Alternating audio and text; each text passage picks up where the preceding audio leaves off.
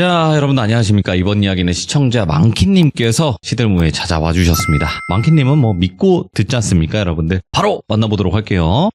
네, 여보세요? 망키님. 네, 안녕하세요. 오랜만입니다, 돌비님. 그러게요. 오랜만인 것 같아요. 네, 오랜만이에요. 아이고, 오늘 또 이렇게 찾아와 주셔서 감사드립니다. 네, 건강 네. 조심하세요. 아유, 건강해야 뭐, 그냥 제 마음대로 되진 않더라고요. 네. 그래도 그쵸. 파이팅 하도록 네. 하겠습니다. 네. 네. 자, 오늘 망키님께서 해주실 이야기가, 망키님은 사람이 무서운 이야기도 해주셨고, 귀신이 또 네. 나오는 이야기들도 들려주셔가지고, 오늘은 어떤 주제가 될지 궁금하긴 하네요. 오늘은 악마입니다. 악마? 현실 공포예요. 현실 공포. 사람이 악마가 되는 그날. 네, 맞습니다. 알겠습니다. 그럼 바로 네. 출발을 해보도록 하겠습니다. 렛츠가! 길이십니다. 망키예요.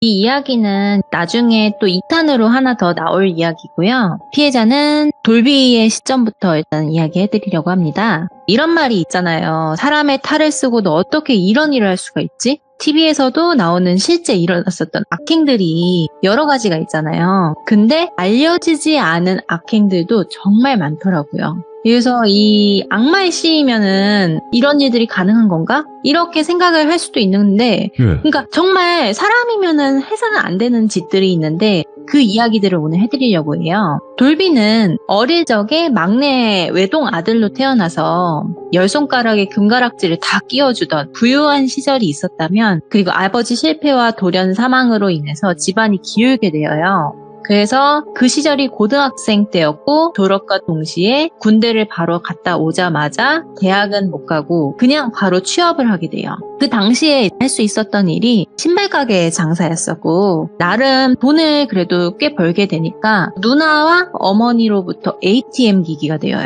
고등학교 졸업하고 그 당시 월급 200 정도를 받으면 뭐 20만 원 빼고는 다 엄마랑 누나한테 주는 꼴이 돼버려서 생활이 넉넉하진 못했었대요. 근데 돌비가 좀 별명이 무식한 바보예요. 덩치는 좀 커요. 얼굴은 좀 강아지같이 생겼는데 성격은 또 푼숙기가 있고, 그리고 그런 자기를 비웃거나 이러면은 버럭하고 욱하고 그런 성격이에요. 그런데 그 신발 가게 주변에도 상가가 있을 거 아니에요. 그 4년간 일하면서 친해진 옆에 그 상점의 형과 술을 자주 마셨대요. 근데 형이 야, 언제까지 촌스럽게 뭐 헌팅 술집 이런 데 다닐래? 우리가 나이도 있고 그러니까 비싼 술 마시러 가자 이러면서 형이 데리고 간 곳이 모던바라는 곳이었대요. 한참 그 10년 전에는 그 모던바가 좀 유행을 했을 때가 있었대요. 그래서 그 당시에 모던바를 갔었고, 손님이 많지는 않았는데 두세 명의 여성들이 이렇게 그 바 앞에 앉아 있었고, 되게 푸릇푸릇한 대학생 느낌이 났었대요. 그 중에 가장 연장자 같은 이 여성이 돌비와 그 형 앞에 앉아서 뭐 술도 이렇게 주고 과일도 추천해주고 뭐 이러면서 이야기를 나누게 됐대요. 근데 이 여성이 얼굴은 하얀데 눈 화장은 되게 진하고 이목구비는 뚜렷한데 그렇다고 막 엄청 예쁜 것도 아니고 근데 묘하게 매력이 있고 이러는 느낌이었대요. 근데 기가 엄청 센 마담 같은 아우라가 났었다고 하더라고요. 근데 이야기를 하는데 자신의 이야기도 잘 받아주고 서비스도 많이 챙겨주니까 호감이 갔대요. 그래서 돌비가 이 취기 때문에 이 여자한테 살짝 호감이 생긴 거예요. 다음날도 다다음날도 그 모던바에 있던 여성이 떠올랐던 거죠. 그래서 돌비가 그 같이 가던 형한테 가서 형, 오늘도 술 한잔 할래? 이렇게 제안을 해서 그 모던바에 또 간 거예요. 그 날도 그 여성이 있었대요. 또 왔네? 이러면서 기억을 해주더니 이제 미니 안주 같은 거 서비스로 또 챙겨주고 이런저런 얘기를 또 하더래요. 그러다가 막 이런 얘기 저런 얘기 도란도란 하는데 몇 분 뒤에 그 같이 온 형이 전화가 와서 나가더니 야, 나 와이프가 빨리 오라고 난리라고, 나 먼저 갈 테니까 너 천천히 놀다 가라고 하고선 형이 그냥 떠났대요. 근데 돌비는 솔직히 이 여자 보려고 온 거잖아요. 형은 그냥 끼고 온 거니까. 그래서 형한테 솔직히 고마웠었대요. 그래서 이 바텐더 여성이랑 한참 이야기 나누고 이름이 설희라는 것도 알게 되었대요. 네, 설희. 잘 기억하셔야 됩니다. 근데 이런저런 얘기를 하는데 이 여성의 할머니가 무당이래요. 그래서 본인은 옛날에 신기가 있어서 많이 힘들었었고 눌린 곳을 받았다 이런 이야기들을 많이 해줬대요. 네. 근데 나는 눌린 곳을 받았어도 아직 귓기를 느끼고 관상이나 사주 정도는 봐줄 수가 있고 근데 좀 이야기를 하자면은 몇 가지 해드릴까요? 이렇게 물어보더래요. 그래서 좀 신기하더래요. 돌비 입장에서는 살면서 여러 여성들을 만나봤지만 좀 오늘만 사는 그 여자들을 많이 만났다면 이 여자는 학력도 좀 높았고 똑부러지고 박학다식하고 그런 입담들이 너무 보였대요. 그래서 뭐냐고 나도 사주 같은 거 좀 궁금하다 이러니까 돌비 오빠는 사주에 부모복이 없네. 근데 배우자 복은 엄청날 거다. 그리고 해외에서 살면은 돈을 몇 배가량 더 벌 수 있겠는데? 그런 패자야. 이렇게 얘기를 하더래요. 네. 근데 돌비는 그때 당시가 20대 중반이었는데 해외에 한 번도 나간 적이 없대요. 근데 부모복이 없는 거는 맞잖아요. 엄마가 계속 돈을 요구하니까. 그래서 얘가 신기가 있나 싶을 정도로 그럴듯하게 좀 말을 하더래요. 네. 그래서 돌비가 식기에 끌려서 용기 내서 번호를 물어봤대요. 설이가 번호를 주더래요. 그날 바에서 몇십만 원을 넘게 쓰고 돌아갔대요. 네.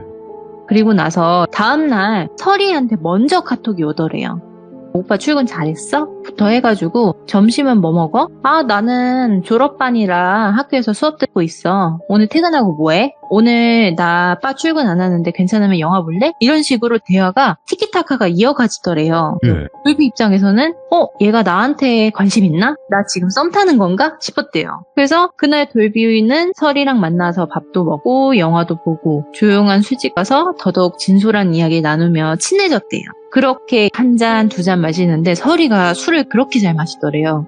필름이 끊길 정도로 마시다가 눈을 떠보니 한 호텔이었던 거예요. 네. 술김에 서로의 호감에 의해서 그날부터 사귀게 된 거예요. 사귀게 되니까 돌비는 설이가 모던 바에서 일하지 않았으면 좋겠다라는 생각이 들었대요. 한 달 정도가 흘러서 그 설이도 대학을 졸업하고 제안을 하나 해요. 호주로 워킹 홀리데이를 제안한 거예요. 근데 솔직히 외국에 나가본 적도 없고 무서울 거 아니에요. 워킹홀리데이 자체가. 영어를 잘하는 것도 아니고. 근데 설이가 신발 장사를 하는 게 아니라 외국에 가서 보는 눈도 더 넓히고 거기서 자리가 잡힌다면 결혼도 하고 우리 잘 살 수 있다. 거기는 임금이 우리나라의 2배, 3배 된다. 이렇게 이야기를 하면서 그리고 오빠 지금 가족들한테 계속 얽매이면서 사는데 언제까지 그러고 살 거냐. 그냥 스스로 외국 가서 살아라. 이렇게 얘기를 하더래요. 네. 그래서 그 말에 돌비가 고민을 엄청 많이 했대요. 설이의 그 한마디에. 왜냐면 자기 혼자 가면은 자신이 없는데 설이는 좀 똑똑한 느낌이잖아요. 돌비 입장에서는. 똑똑한 여자니까 잘해주지 않을까? 그래도 얘를 만나서 내 팔자가 좀 더 나아지지 않을까? 이런 생각을 했대요. 그리고 부양하고 있는 어머니가 있잖아요. 어머니한테 한 달에 몇백만 원씩은 꼬박꼬박 보내드리고 있는 상황이었는데 네.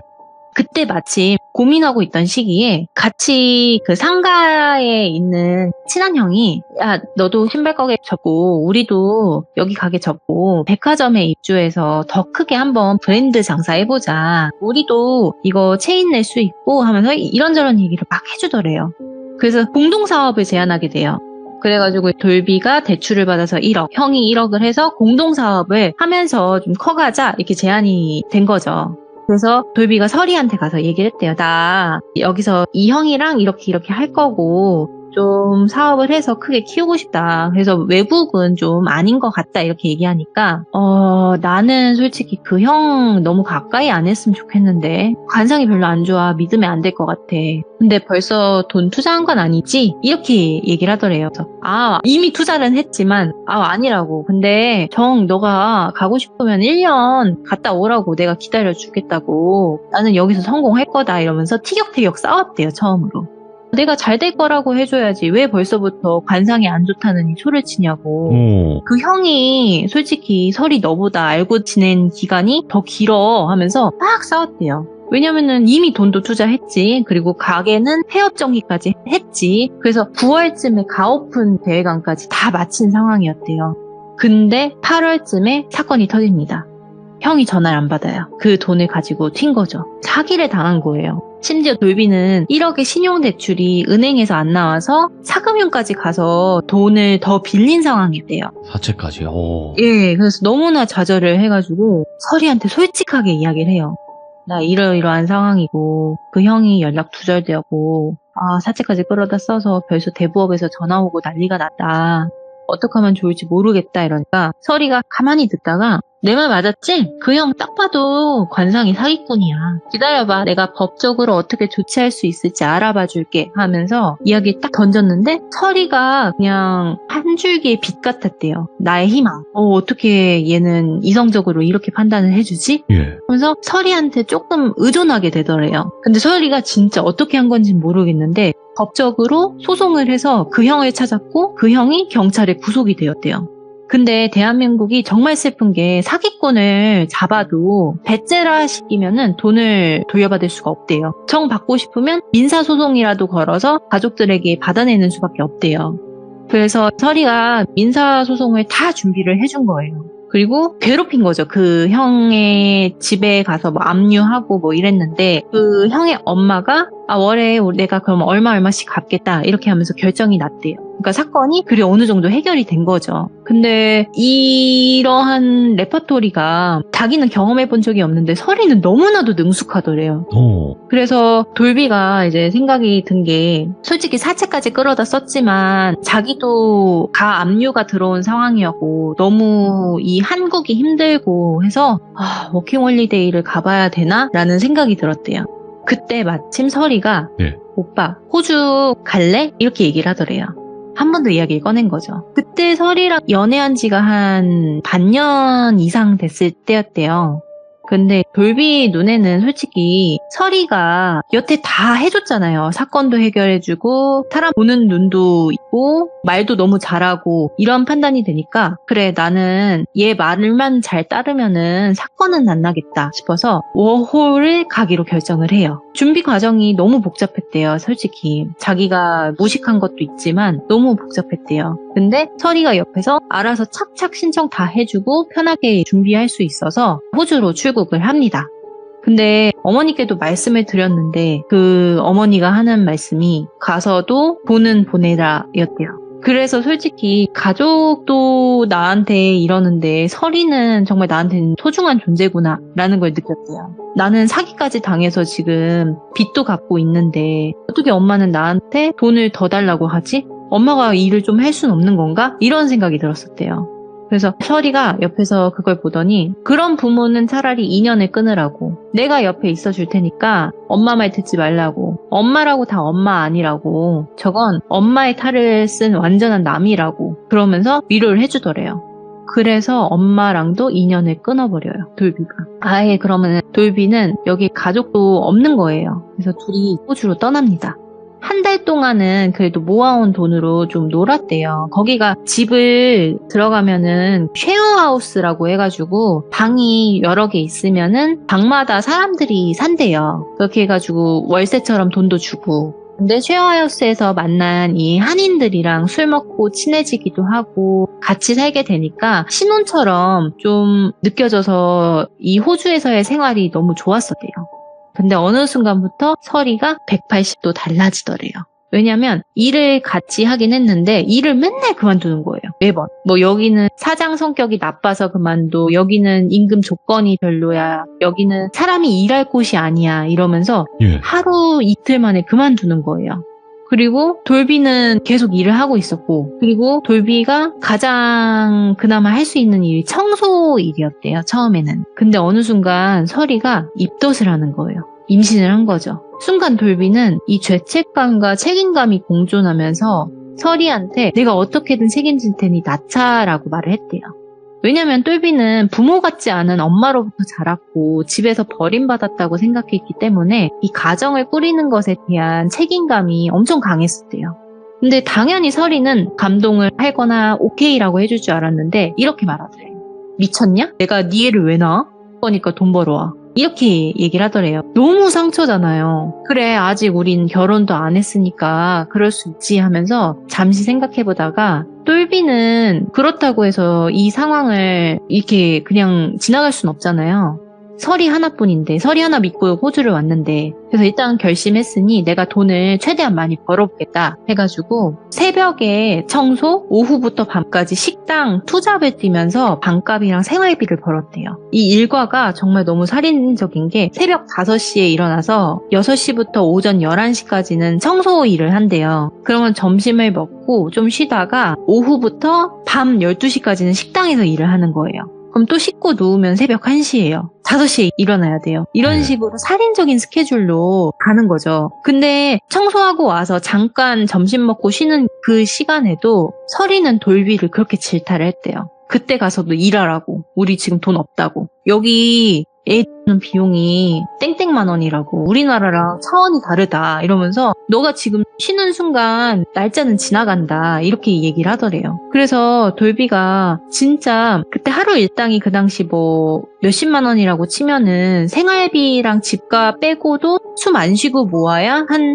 달 이상이 걸리는 금액이었던 거예요. 근데 이 수술이 정해진 기간 안에 해야 되잖아요. 더 늦으면 안 된단 말이에요. 그래서 설이 입장도 솔직히 이해가 갔지만 너무 서운했대요. 왜냐면 자기는 그렇게 녹초가 돼서 12시 넘어서 집에 오면 설이는 쉐어하우스에 있는 남자들이랑 술 먹고 담배 피고 할 걸 다 하고 재밌게 놀았대요. 근데 아이를 가졌는데 술이랑 담배를 그렇게 하는 게 이해가 안 갔대요, 자기는. 말리기도 했는데 말리는 순간 싸우고 그러면은 이제 돌비는 다시 미안하다 그러고 설이는 그러면은 나한테 잘하라 그러고 이 레퍼토리로 계속 흘러가는 거예요. 그러다가 설이가 어느 날 소를 돋는 행동을 하게 돼요.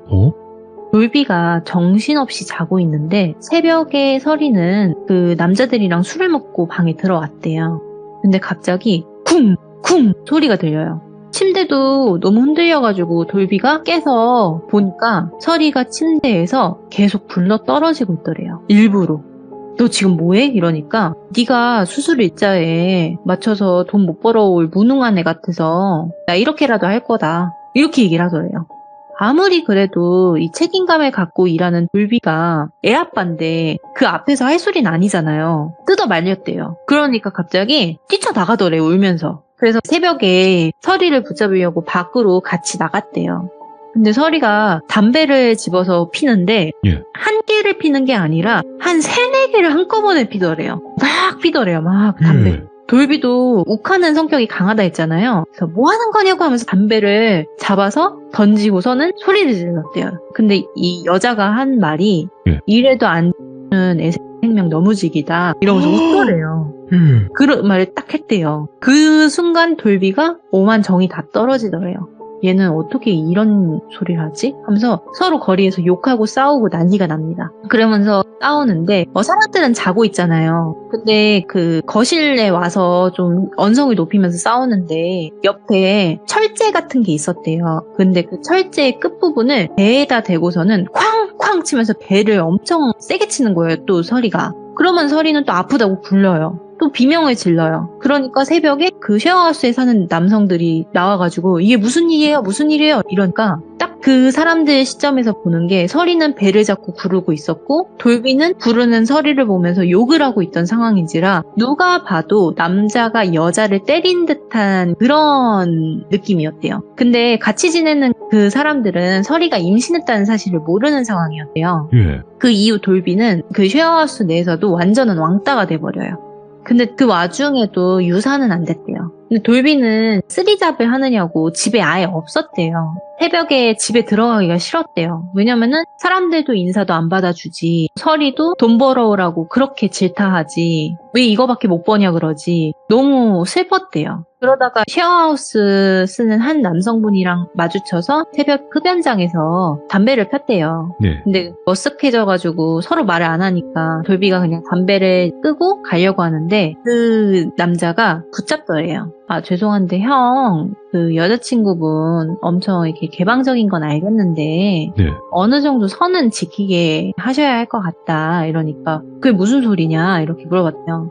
나는 솔직히 그날 형이 여친 때린 거 아니라고 생각을 한다. 왜냐면은 형 여자친구 성격이 좀 장난 아닌 거는 나도 느껴진다. 근데 내 옆방에 그 훈남이 형 알지 않냐? 유학생 형. 그 자다 일어나서 내가 물 마시려고 부엌에 나갔는데 둘이 장난이라고는 하는데 소파에 훈남 형이 아래에 누워있고 여자친구가 배 위에 앉아서 애정행각처럼 막 장난을 치더라. 근데 나는 형이 그거를 모를 거라고 생각은 하지만 좀 감수는 잘해야 될 것 같다. 이러면서 얘기를 하더래요. 그 얘기 들으니까 너무 화가 나더래요. 설이한테 가서 따졌대요. 너 훈남이랑 뭐 한 거냐고. 왜 그런 얘기가 지금 이 집에서 들리냐 이러니까 설이가 정말 표정 하나 변함없이 적반하장으로 네가 직접 봤어? 너 나를 얼마나 안 믿으면 그딴 소리를 나한테 짓거리는 거야? 네 애를 뺀 나한테 할 소리니? 이렇게 얘기를 하더래요. 그러니까 또 애를 가지고 운운하니까 똘비가 마음이 약해지더래요. 그래서 결국에 한 달 동안 쓰리잡을 한 덕분에 돈이 모여서 결국엔 수술을 합니다. 근데 회복을 해야 되니까 설이가 일을 안 하고 집안일만 열심히 했대요. 그렇게 워킹홀리데이가 1년이 다 지나갈 무렵이었대요. 근데 설이가 일도 아예 안 하다가 갑자기 나 여기서 대학 가고 싶어. 자기가 나 좀 서포트 좀 해줘. 이렇게는 호주 영주권도 못 받고 하니까 워킹홀리데이는 1년이면 끝나는 거잖아요. 예. 내가 학생 비자로 있다가 취업해서 워킹 비자 받으면은 호주에서 더 살 수 있으니까 나를 좀 밀어줘. 나 영어 좀 하잖아. 충분히 대학 갈 수 있고 취업할 수 있어. 이렇게 얘기를 하더래요. 그래서 일단 호주에서 결혼식을 올렸어요. 근데 호주가 좀 신기한 게 우리나라랑 다른 게 혼인신고 이런 게 없대요. 대신에 뭐 비자를 묶을 수 있는 뭐 제도가 있다고 하더라고요. 그런 방법이 있대서 결혼을 진행했다고 했던 것 같아요. 똘비는 청소일이 아니라 거기서 가장 돈을 많이 벌 수 있는 현장 일을 하게 돼요. 근데 솔직히 장사를 했던 돌비가 건설 현장에 가서 얼마나 적응을 잘하겠어요. 네. 맨날 다치고 찢어지고 뭐 일상 다반사였대요. 근데 돈은 그래도 많이 줬대요. 근데 그 돈은 다 와이프 계좌로 들어가고 있었대요. 설이. 그러니까 설이가 전적으로 돈 관리를 시작한 거죠. 예. 그러고 용돈은 일주일에 5,000원 수준, $5. 그리고 똘비는 담배를 피는 사람인데 담배도 못 사겠대요. 왜냐면 호주가 담배값이 엄청 비싸대요. 그러니까 담배를 못 사게 했대요. 그래서 똘비가 노예 수준을 넘어선 거죠. 용돈도 없고 거의 담배도 못 피우고 현장에서 사람들 거 맨날 빌려다 피고 그러니까 현장에서 같이 일하는 사람들도 돌비를 싫어했대요. 예. 왜냐면 맨날 거지처럼 담배 구걸하고 다니고 그러니까 좋게 볼 리가 없잖아요. 하루는 돌비가 막 일을 하다가 철제 그 얇고 길쭉한 거 있잖아요. 네. 그게 종아리에 뚫려서 빵꾸가 나는 일이 발생해요. 너무 아플 거 아니에요.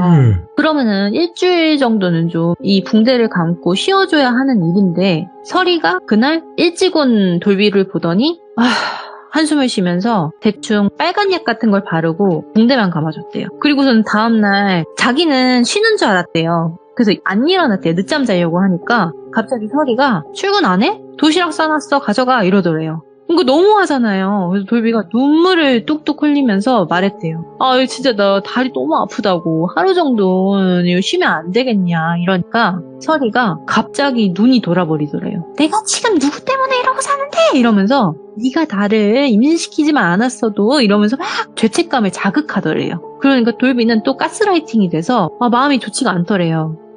한숨을 쉬고 그 상태로 일을 나갔대요. 쩔뚝거리면서. 그렇게 돈을 모으는데도 설이는 맨날 돈돈거렸대요. 얼마나 이 돈을 많이 벌었냐면 거의 6개월에 1억 가까이를 벌었다고 하더라고요. 그 인보이스를 보면은. 근데 설이가 이렇게는 나 대학 못 간다고 더 모아야 된다고 하면서 승질내는 게 더 심해지더래요. 근데 어느 날 설이가 일자리를 구했대요. 갑자기. 네가 돈을 너무 못 버는 것 같으니까 나도 같이 일하려고 하더래요. 뭐 하는 덴데? 이러니까 그냥 뭐 한인이 운영하는 그냥 회사인데 그 회장 집 정리해주고 잔심부름 해주는 뭐 메이드 일로 한 하루에 3-4시간 정도 갔다 오는 거야 이러면서 그리고 나 청소 잘하는 거 알잖아 이러더래요.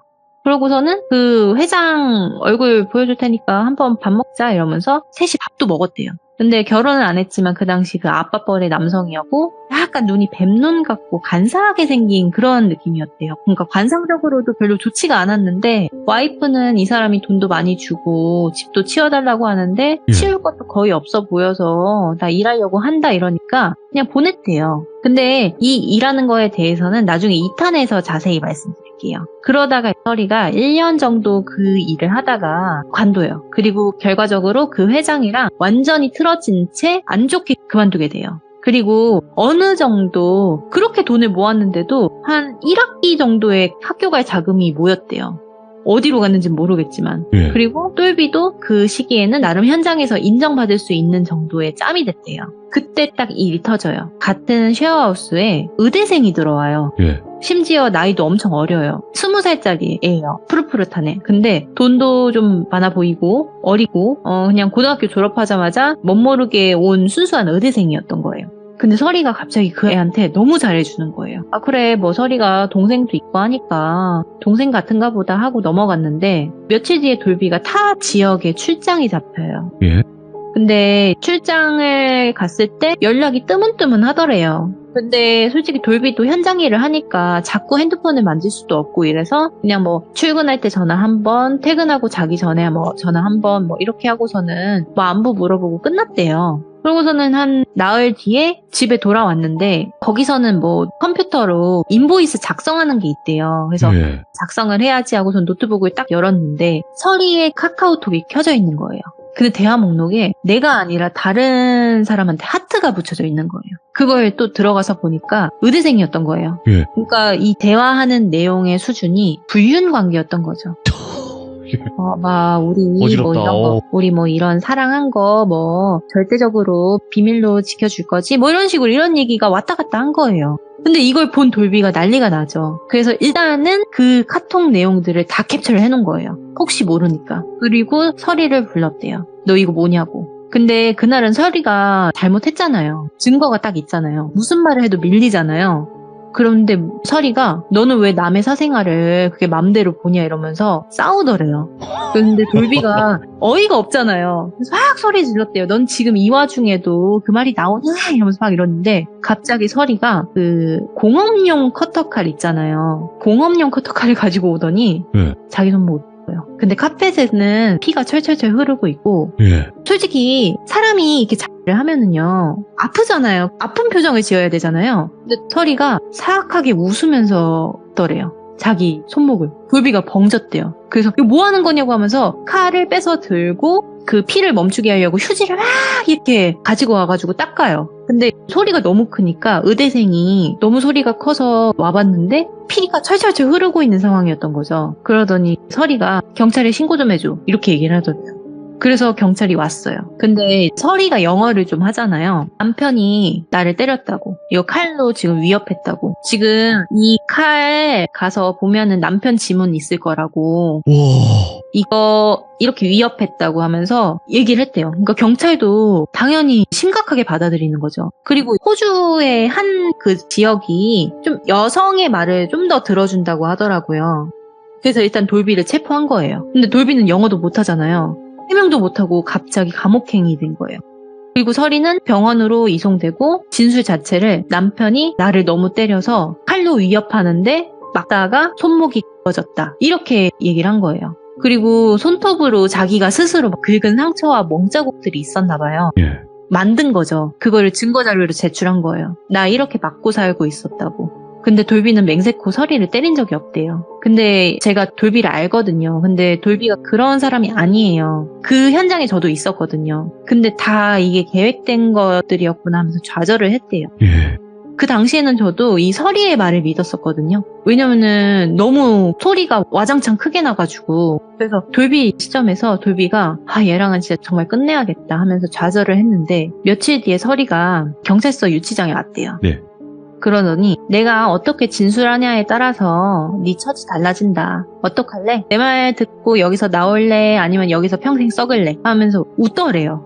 그래서 일단은 나가야 될 거 아니에요. 그래서 빨리 나가고 싶다고 미안하다고 얘기를 하니까 일단 각서 쓰라고 하면서 각서 안에 얘기한 게 집을 나가더라도 한 푼도 없이 나가기. 그리고 생활비로 매달 금액의 80% 입금하기. 이것만 지켜주면 내가 무죄로 너 풀어줄게. 이러더라고요. 근데 진짜 이 사태가 올 때까지도 솔직히 이 돌비가 악마구나 라는 건 느꼈지만 그래도 잘 풀면은 되겠지라는 생각이 들었대요. 그래도 같이 산 세월이 있는데 말만 저런 거겠지 이런 생각이 들었대요. 그래서 알았어 내가 그렇게 할게 이러고 이제 나왔는데 집에 갔대요. 집 앞에 갔는데 막 캐리어랑 짐이 싸져 있더래요. 들고 나가 이러더래요. 정말 옷 몇 벌만 들고 맨몸으로 쫓겨납니다. 그렇게 돌비가 당한 거를 아니까 한인사회에서 소문이 난 거예요. 이 악마가 서리가 예. 현장 동료들이 이제서야 하나둘 말해주는 거예요. 서리에 대해서. 왜냐면 이야기 들었던 게 네 와이프라서 말은 안 했지만 좀 이상하다. 술만 먹으면 그 A형 있잖아. A형한테 그렇게 들이대고 너 자러 갔을 때 더하더라야. 나는 둘이 정말 불륜 저지르는 줄 알았다. 이렇게 얘기를 하고. 너 그때 술 먹고 자러 갔을 때 네 와이프가 하는 말이 저번에 돈 모아서 자기 동생 대학 보내주고 부모님 집 사줬다고 그러던데 와이프가 돈 버는 게 있냐. 네가 번 돈으로 해준 거 아니야? 이렇게 얘기를 하더래요. 네. 그러니까 그렇게 돈돈돈거렸던 거예요. 돈이 없다고. 그런 이야기를 해주면서 서리의 목적은 결국 똘비는 자기가 호주에서 살게 해줄 밑거름이었을 뿐 남편도 아닌 노예에 불과한 건 사실이었던 거예요. 그럼 서리의 목적은 뭐냐? 예. 그렇게 있다가 영주권 이상의 돈이 좀 있는 남자를 만나서 결혼해서 호주에서 정착하는 게 목표였던 거예요. 그래서 의대생한테도 달려들었는데 듣기로는 그 의대생도 피해자긴 해요. 돈도 좀 뜯기고 했는데 그 부모님의 입김이 세서 실패한 걸로 소식을 들었고요. 고구마 결말이지만 현재 돈 많은 영주권 남자를 만나서 아이를 낳고 잘 살고 있대요. 와. 너무너무 잘 살고 있대요. 아니 근데 잠깐만. 그래, 네. 거기까지는 알겠는데 2탄이 또 있다고 이게? 네, 2탄이 있습니다. 2탄이 아직 끝난 게 아니라는 거예요? 아니면 끝나고도 다른 얘기인 건지? 이 서리에 대한 이야기예요. 그러니까 서리가 한 악마의 짓이 2탄이 또 있어요. 돌비의 시점 하나, 똘순이의 시점 하나 이렇게 보시면 될 것 같습니다. 그러면 한마디로 진짜는 그 서리 시점이겠네. 그렇죠. 서리가 저지른 짓들이 예. 굉장히 많아요. 제가 들은 거는 2개일 뿐이지만 타고 들어가면은 4개, 5개, 6개가 될 수도 있는 에피소드인 거죠. 네. 근데 너무너무 신기한 게 호주에서 너무너무 발 뻗고 잘 살고 있다는 거. 아기는 왜 잘 살까요? 그러니까요. 근데 참 정말 놀라웠던 게 모든 게 처음인 척 하더래요. 그 남자한테 있어서 아이를 뭐 이렇게 한 적도 없고 너무나도 과거를 청산한 듯이 잘 살고 있대요. 그리고 이 돈 욕심이 많은 악마라고 보거든요, 저는. 네. 그래서 학력도 S대라고 위조하고 그렇게 호주에서도 속인 사람들이 많다고 들었어요. 근데 누가 표적이 될지는 모르는 거고 그 서리한테 한번 걸리면은 피해자가 또 될 수도 있다는 점. 그래서 만약에 호주에서 살고 계시는 분이 있다면 꼭 조심하시라고 똘비가 이야기를 해주셨습니다. 근데 이 이야기를 들었을 때 아마 2가지가 될 거예요. 왜냐면 첫 번째는 그 여자가 나쁘다. 뭐 이 파가 있을 거고 네. 아니 그런데도 왜 만나? 이제 좀 이런 타입도 있을 거예요. 이게 제가 이제 어. 2탄에서도 말씀을 드리려고 하는데 가스라이팅이요. 정말 무서운 거더라고요. 그렇죠. 네. 예. 그러니까 저도 와 들으면서 왜 그렇게 맞나 이러는데 이 설이라는 여자애가 가스라이팅을 엄청 잘해요. 그거를 좀 알고서는 판단해 주셨으면 좋겠습니다. 그쵸. 이게 겪어본 사람으로서는 알면서도 좀 내가 자존감이 낮을 경우에 좀 그런 경우도 있고, 네. 예, 그래서 사람이 또 그 상황마다 다르니까, 예, 우리라고 안 그러라는 또 법은 없고요. 다 상처 받으신 분들도 많이 계시잖아요. 아 그렇죠. 예, 아유, 오늘 망키님께서, 너무나 답답하고, 너무나 화가 나는 그런 이야기를 또 들려주셨는데, 다음번에는 그 여자의 시점으로 한번 또 네. 이야기를 들어볼까 합니다. 너무 감사드립니다, 망키님. 네 감사합니다. 네, 고맙습니다. 자, 여러분들 안녕하십니까. 이번 이야기는 시청자 망키님께서 시들무에 찾아와 주셨습니다. 오늘은 이제 다른 시선에서 봤던 저번 주에 이어서 이야기가 될 것 같습니다. 도대체 어떤 이야기일지 같이 한번 들어보도록 할게요. 안녕하세요 돌비님. 이거 망키님 안녕하세요. 네 안녕하세요. 일단은 저번 주에 진짜로 답답하고 화가 나고 네. 정말 또 그런 사연을 가지고 오셨는데 네. 오늘 뭐 이어진다고 하기보다는 네. 이제 여자 쪽 입장에서의 시선이 될 것 같아요. 이야기가. 다른 이제 돌순이라는 여자의 입장에서 그 사람도 이제 서리의 피해다. 네. 일단은 전에 못 들으신 분들을 위해서 중간중간에 제가 전에 스토리를 좀 설명을 드릴게요. 좋습니다. 네. 네. 그래서 일단은 키워드는 이제 호주에 사는 악마. 악마를 보았다지 이거 진짜. 예. 알겠습니다. 그러면 도대체 어떤 이야기일지 같이 한번 출발을 해보도록 할게요. 렛츠고! 길이십니다. 많게요.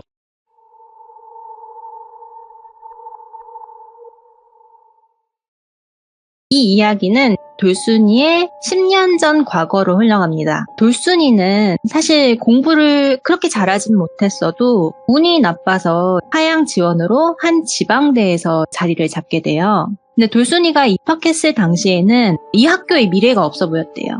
어떤 느낌이었냐면 그 기안84님의 패션왕 그 웹툰 아시죠? 알죠. 많이 들어봤죠. 네, 그 패션왕 웹툰에서 나오는 지방대를 통제한 그런 모습들이 보였대요. 미래 없이 노는 뭐 선배들의 똥공기 문화부터 해서 술 먹고 학교를 나오지도 않는 동기들 뭐 이런 걸 보면서 나도 저런 삶을 살아야 되나? 이런 생각이 많이 들었대요. 근데 반대로 돌순이 아버지는 엄청 엄격하셨어요. 돌순이가 그 학교를 입학한 게 마음에 안 드셨던 거예요. 그래서 재수할 거 아니면은 등록금은 너가 알아서 해결하라고 하고서는 돈을 안 주신 거예요. 근데 돌순이가 동기들이랑도 그렇게 잘 어울리진 못했대요. 술을 잘 마시는 것도 아니고. 그래서 매학기 전액 장학금을 받기 위해서 엄청 노력을 많이 했대요. 아버지께서 안 해주니까. 그래서 공부를 되게 열심히 한 거죠. 그래서 주변으로부터 평판이 좋았대요. 성실하다. 돌순이는 근데 그런 게 좋았대요. 나를 좀 인정해 주는구나. 지방대를 나왔지만 개천에서의 용이 되겠다라는 결심으로 4학년까지 달려와요. 돌순이는 이제 공부, 아르바이트도 하냐고 대학 동기들이랑 어울리진 못했대요. 그리고 수업 시간도 다른 거를 막 신청하다 보니까 같이 밥 먹을 기회나 같은 에피소드가 있다거나 좀 은따가 된 기분이었었대요. 솔직히 어울리지 못하니까. 그에 반해 동기인 설이가 나와요. 네, 설이가 동기였어요. 같은 대학 동기였지만 그 설이라는 친구는 1학년 때부터 영향력이 꽤 넘쳐서 유명했대요. 예. 근데 유명한 게 재밌고 유쾌해서 유명한 것보다는 처음에는 되게 인사이더처럼 여기저기 어울리다가 동기끼리 싸움도 엄청 하고 다니고 선후배끼리 머리채 잡고 싸우고 이런 식이라서 평판이 그리 좋지 못했대요. 그래서 돌순이랑은 더더욱 거리가 먼 친구였죠. 한 번은 설이가 같은 과 선배랑 사귀다가 헤어지는 순간에 그 남자 선배가 그 성범죄자로 소문이 날 정도로 처음에는 사람들이 설이의 편을 들어줬지만 알고 보니까 그게 설이의 계략이었다는 게 소문이 나서 설이가 좀 과에서 완전히 약간 왕따식으로 돼버려요.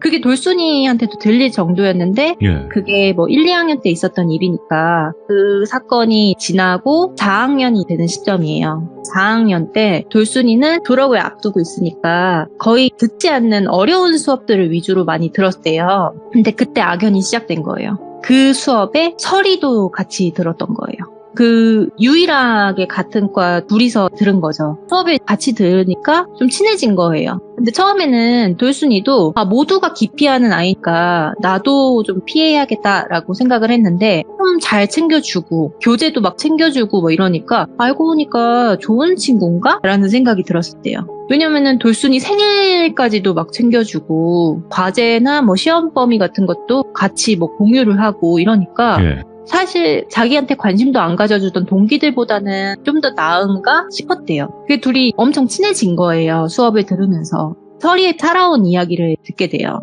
설이는 고등학교 때부터 억척스럽게 살았던 친구래요. 이것저것 알바도 했고 음악 특기생으로 어느 한 서울의 대학교를 가려고 했는데 돈이 없어서 못 간 그런 안타까운 사연에 대해서 막 이야기를 해줬대요. 그리고 플러스로 자기는 어렸을 때 눌림굿을 받았다. 그런 것 때문에 고등학교 때 왕따를 당했었다. 소문도 안 좋았다. 이런 얘기를 막 얘기를 하더래요. 정말 안쓰럽다. 나보다 더 억척스럽게 사는 친구구나 하면서 연민이 들었대요. 그리고 설이가 하는 말이 말이 자기는 그래서 모던바에서 일도 하면서 지금은 마담으로 자리를 잡고 있다. 이렇게까지 또 얘기를 했대요. 그러면서 스스로 대학 등록금도 내고 있고 유학도 준비를 하고 있다. 이런 이야기를 하니까 돌순이는 주변에서 들어볼 수 없었던 일들이라서 설이가 너무 신세계였대요. 그래서 돌순이도 아버지 지원 없이 살아서 이렇게 장학금 아니면은 학교 다니는 게 힘든데 존경하는 이 심정과 되게 동경하는 심정이 같이 든 거예요. 자립심이 너무 강한 이 설이를.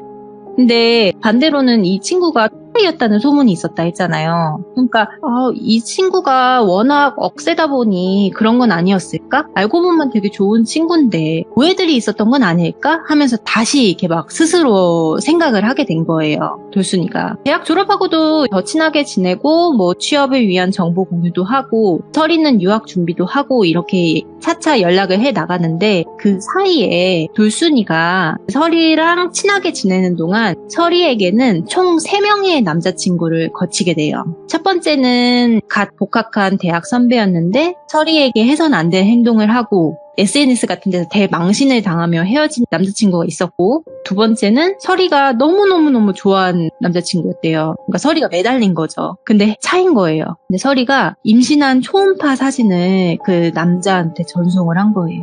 솔직히 돌순이는 정말 그런 줄 알았대요. 근데 나중에 알고 보니까 그게 다 거짓이었던 거예요. 그 과정을 보면서 돌순이가 저렇게까지 행동을 해야 되나? 좀 아닌 것 같은데 싶은데 설이가 너무너무 슬퍼하고 하니까 그래 너무 좋아하면은 그럴 수도 있나 보다라고 생각을 한 거예요. 이상하면은 거기서 이 친구랑 선을 긋고 살아야 되는데 그 선을 긋지를 못하고 설이가 너무 좋아진 거죠. 이 돌순이 입장에서도. 그리고 마지막으로 만난 남자친구가 1탄에서 이야기했던 돌비였대요. 첫 번째, 두 번째 남자친구들은 좀 어느 정도 지성을 갖춘 남자였는데 돌비는 좀 달랐대요. 비하하는 건 아니지만 지성미를 갖춘 것보단 좀 힘센 바보 같은 느낌이 들었대요. 그렇게 그 남자친구인 돌비와 함께 돌연 호주로 떠납니다. 그 시기 돌순이도 취업을 위해서 미친 듯이 입사 지원을 해요. 근데 지방대 졸업, 높은 학점이지만 스펙도 없었고 택도 없었대요. 당연히 서류에서 떨어지기 일쑤였고 면접 때 경력이 하나도 없네요. 이러면서 떨어지기도 하고 심리적으로 많이 불안해진 거예요. 돌순이가. 그리고 돌순이는 아버지가 절대 지원을 안 해주셨다고 했잖아요. 그래서 자기 혼자서 어떻게든 독립을 했어야 했대요. 그렇게 돌순이가 여기저기 떨어지면서 자존감이 많이 무너졌을 때쯤에 설이가 머지않아 취업했다는 이야기를 듣게 돼요. 호주에서 한국 사람이 운영하는 무역회사에 비서로 채용이 됐대요. 그러고 나서 수개월이 지나 설이가 돌순이에게 제안을 해요. 나 곧 있으면 총괄 비서로 자리에 앉을 거고 우리 회장님이 조만간 인턴을 뽑을 건데 너가 영어 성적이 좀만 되면은 내가 강력하게 추천을 해보겠다. 워킹홀리데이로 와서 일도 하고 회장 눈에 들면은 여기서 학교도 보내준다. 그렇게 학교도 다니고 여기서 계속 일하다 보면은 너는 한국 가서 영어 교사로도 일할 수 있다. 이렇게 얘기를 한 거예요. 정말 그럴싸한 이야기더래요. 그렇게 시간이 흘러서 설이가 총괄 비서가 되었다는 이야기 들어요. 그리고 같이 간 이 남자친구 돌비와 결혼식도 올려요. 호주에서. 그리고 시간이 지나니까 설이가 회사에 플랫폼을 보내주더래요. PPT로. 이게 우리 회사고 우리 회사의 비전이 이렇고 입사 조건은 이렇고 너가 할 일은 이거다. 이러면서 이런 것들을 다 보내주는 거예요. 근데 입사 조건 중에 영어 성적이 좀 안 됐대요. 그래서 돌순이가 나는 너처럼 안 될 것 같다 이렇게 얘기를 하니까 설이가 내가 비행기표는 끊어줄 순 없는데 회장님이랑 식사 자리 한번 마련해 보겠다. 네가 한번 호주를 시간 내서 와라 이렇게 얘기를 하더래요. 그래서 돌순이는 그냥 여행 겸 설이를 보러 호주로 가요. 그리고 설이가 사는 세상에 들어가게 된 거죠. 근데 자존감이 떨어져서 이리저리 치이고 있는 자기와는 다르게 설이는 너무 잘 살고 있더래요. 집도 있고 한 집에 방이 많아서 쉐어를 하는 그런 여유, 그리고 남편은 현장에서 일하지만 꽤 높은 보수로 일하고 있고 설이는 커리어 우먼으로서 일하고 있으니 이게 모든 게 안정적이어 보이면서 내 또래지만 너무 어른스러워 보이는 거예요. 부러웠대요. 그리고 회장님과 나를 위해서 식사 자리도 마련해주는 그런 생각도 고마웠대요. 진짜 설이는 내 사람들에게는 그렇게 잘하는구나라고 생각을 했대요. 그래서 셋이 만나게 돼서 식사 자리를 가져요. 근데 돌순이가 아르바이트를 굉장히 많이 했다 했잖아요. 잘하는 게 있어요. 아부. 그런 거 있잖아요. 그냥 입 바른 소리 있잖아요. 네. 그러니까 회장님이 좀 뭔 얘기만 하면은 회장님에게 점수를 따야 되니까 회장님 말이 맞습니다. 그럼요. 이런 식으로 아부와 칭찬을 되게 많이 했대요. 식사를 하는 것보다는 잘 보여야 되니까. 그래서 회장이 좀 면접을 보듯이 넌 꿈이 뭐냐, 뭘 어떻게 준비를 하냐, 뭐 이런 거를 물어봤대요. 그래서 본인의 꿈에 대해서 되게 열정적으로 이야기를 했대요. 근데 그래? 이러면서 되게 하찮게 대답을 하더래요. 그래서 내가 말실수라도 했나? 마음에 안 드시나? 이런 대답을 원하신 게 아닌가? 라고 하면서 잠시 설이 눈치를 보면서 돌순이가 주눅 들었대요. 그리고서는 식사 자리가 끝나고 회장이 명함을 주더래요. 연락하라고. 회장이 집으로 가고 설이가 오히려 들떴더래요.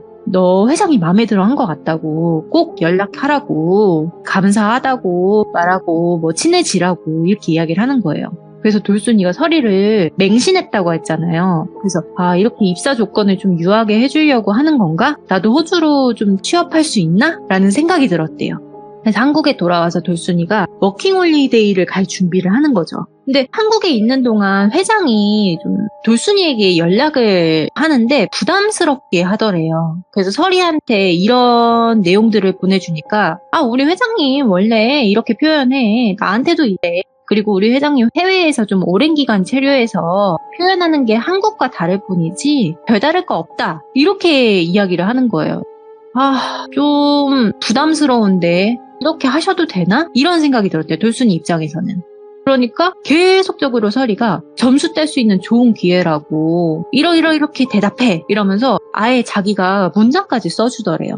그렇게 해서 최종적으로 워킹홀리데이 준비를 끝나고 돌순이가 떠나요. 꼭 성공해야지 하면서. 회장이 오자마자 설이랑 돌순이한테 영어학원을 다니라고 보내줬대요. 예. 진짜 취업을 알선해주는 듯이 영어학원을 보내주더래요. 그러고 나서 사건이 터진 날이 온 거예요. 회장이 점점 추파 던지는 행동들이 과해지더래요.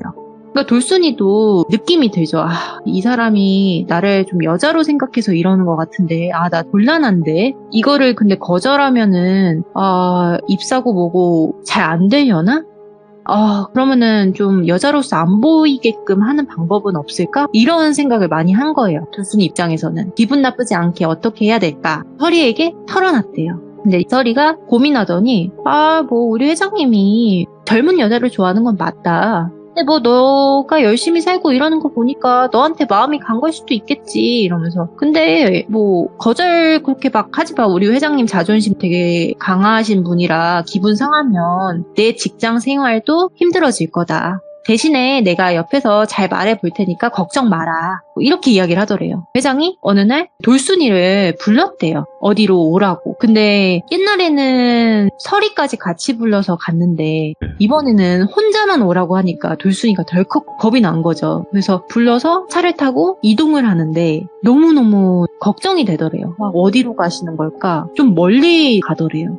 그래서 돌순이가 설이한테 이러하다 지금 상황이. 그러니까 설이가 혹시라도 우리 회장님이 스킨십을 하려고 하거든. 정중하게 거절하면 된다. 우리 회장님 막 자존심 센 사람이라서 거절하고 그러면은 눈치껏 아실 거다. 그리고 지금 내가 비서라서 스케줄도 다 아는데 저녁쯤에 올 거다. 이렇게 얘기를 하더래요.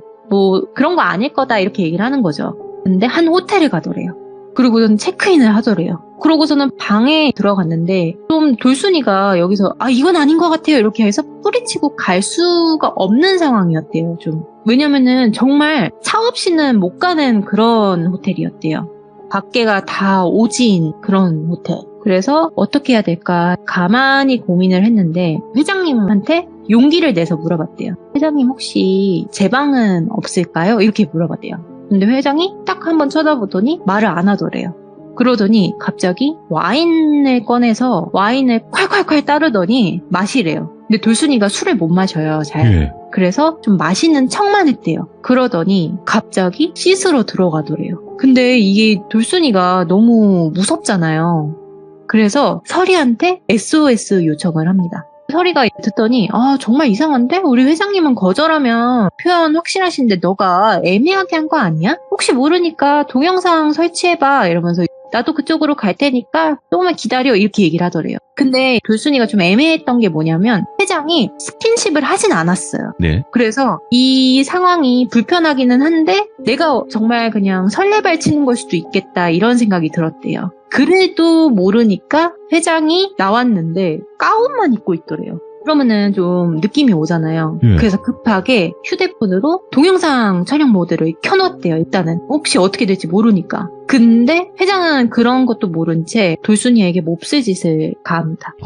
예. 근데 불행 중 다행인 건지 그 돌순이가 촬영하고 있는 그 공간에서 행동을 한 거고 돌순이가 절규하면서 발버둥 치는 모든 게 다 찍힌 거죠. 근데 너무너무 이 상황 속에서 강하게 거부를 하니까 이 회장이 열이 받았나 봐요.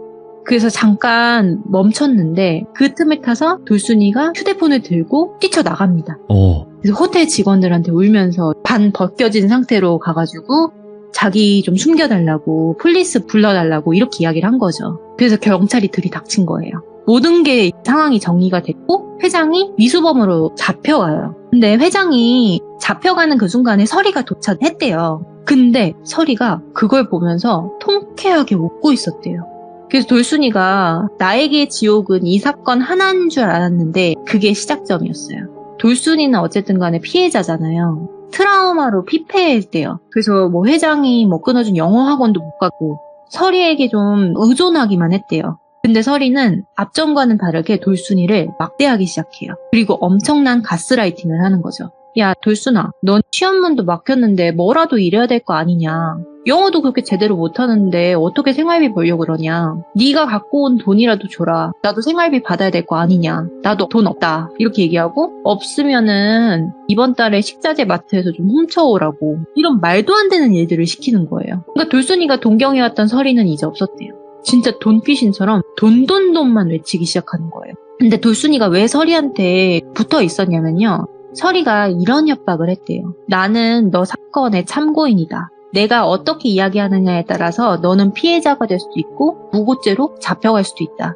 네가 명확하게 거절하지 않아서 회장이 그런 거 아니겠냐고. 네 잘못도 있다고 하면서 꽃뱀이란 꼬리표로 평생 달려서 살고 싶지 않으면은 나한테 잘하라고 그렇게 협박을 한 거예요. 돌순이는 또 그걸 믿었대요. 그러니까 사실 말이 안 되기는 하는데 정말 자기가 설이 증언에 따라서 무고죄로 잡혀가는 줄 알았대요. 그러니까 설이의 그 증언이 정말 결정적인 줄 알았던 거죠. 그리고 설이랑 틀어지면은 남자친구고 학교 사람들이고 어떻게 되는지 봐왔잖아요. 막 진짜 학교에서 매장당할 정도로 이 소문이 나잖아요. 예. 그런 걸 봐왔잖아요. 그래서 나도 그렇게 될 수도 있겠구나 이런 생각이 들었대요. 순간. 그러면 학교에서도 소문이 나고 우리 가족한테 알게 되면 나는 어떡하지?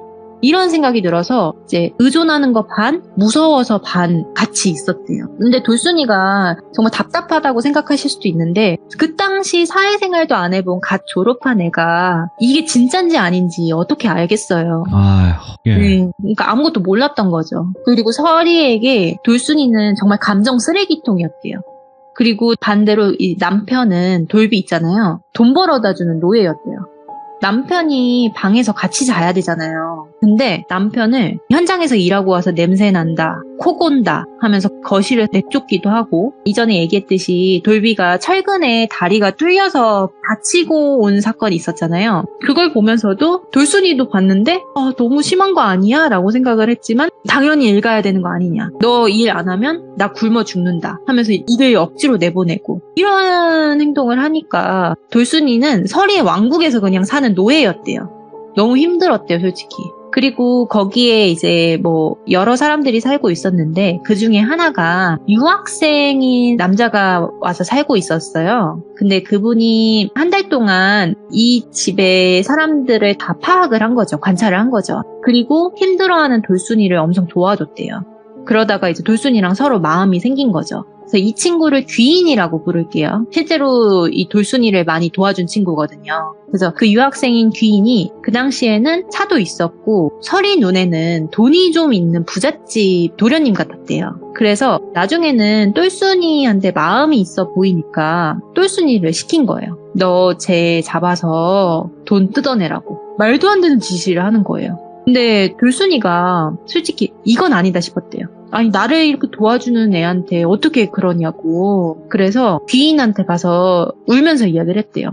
귀인아, 만약에 혹시라도 서리가 돈 빌려달라고 하거나 요구를 하면은 절대 주지 말고 빠른 시일 내로 다른 집으로 이사 가면 좋겠다고 얘기를 하면서 울었대요. 근데 그 귀인이 빤히 이제 보더니 똘순이에게 그러면 같이 나가시죠 이렇게 얘기를 하더래요. 근데 돌순이가 도망치고 싶어도 이 서리한테 돈이란 돈은 다 줘서 없었대요. 혹시 돈이 없어서 그러는 거면 내가 빌려줄 테니까 차차 갚으시라고. 나는 지금 당신이 제일 불쌍하다고 그렇게 얘기를 한 거죠. 그러면서 빠른 시일 내로 방을 구해서 이사만 가면 되는 상황이었대요. 예. 그렇게 돌순이는 서리에게서 도망 나와서 살게 돼요.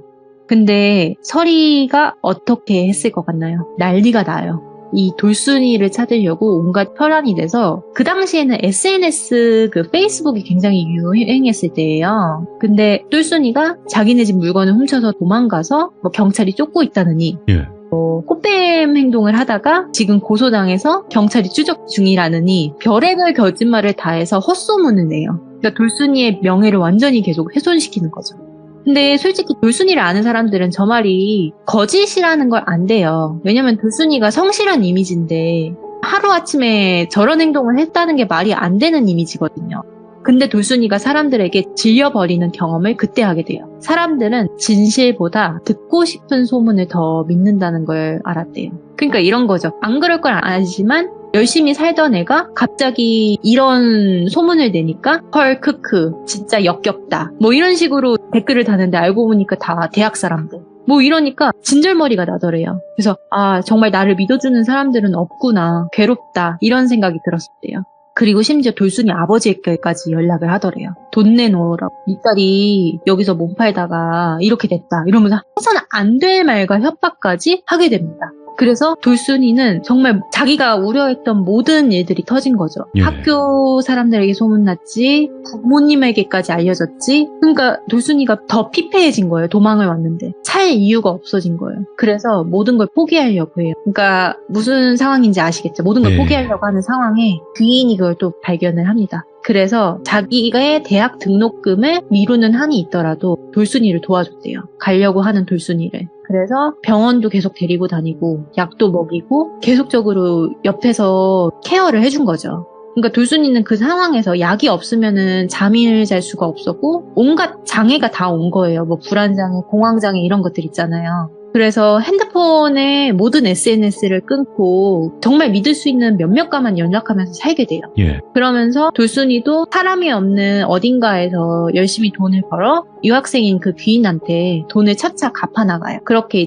자기도 치료를 하기 위해서 노력을 해요. 살기 위해서. 근데 귀인이 해준 이야기가 있대요.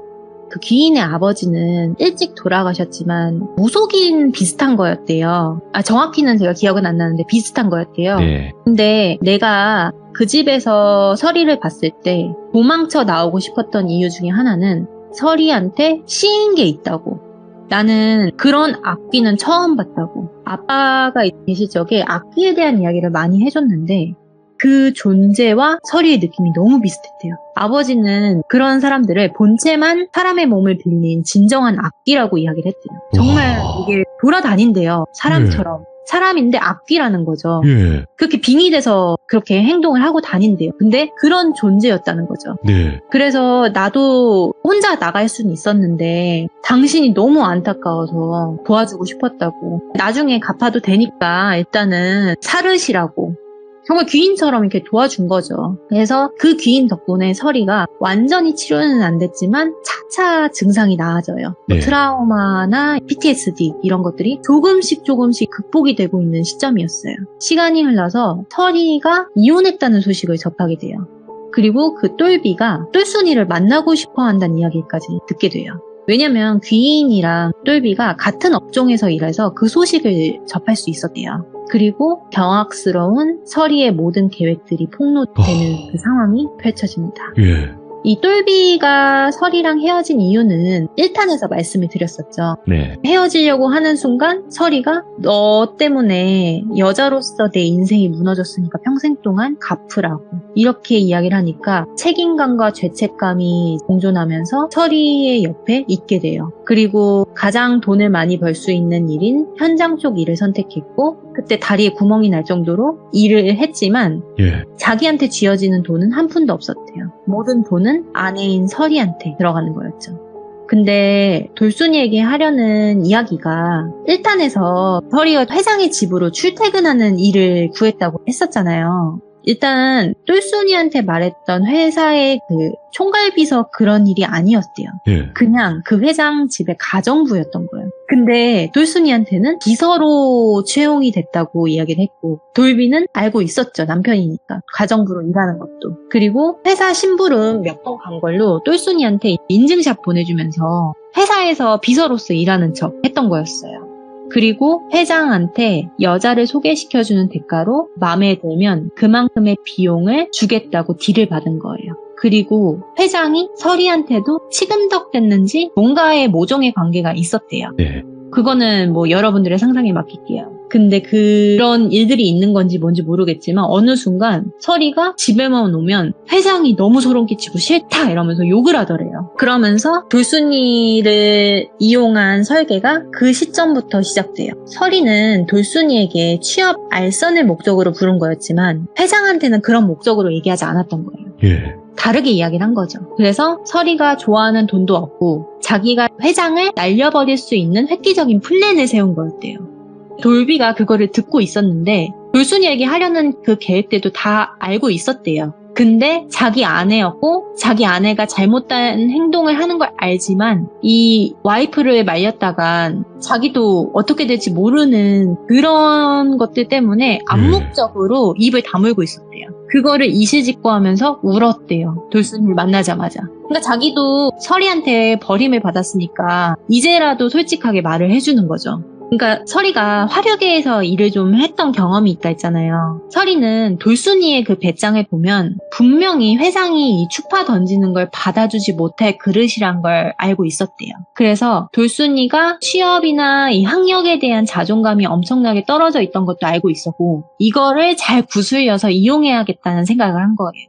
분명히 회장이 몹쓸짓 하려고 하면은 못 견딜 거라는 거를 이 남편이 돌비한테까지 이야기를 했대요. 얘는 못 버틸 거라고. 그러니까 회장이 그런 놈인 걸 알면서 똘순이를 속여서 가스라이팅 해왔던 거죠. 그리고 영상 찍으라고 했잖아요. 예. 그것도 모든 게 계획된 거예요. 와, 예. 뭐였냐면 그 증거를 가지고 협박을 해서 회장이 약속했던 돈의 몇 배를 불려서 돈을 갈취할 생각이었던 거예요.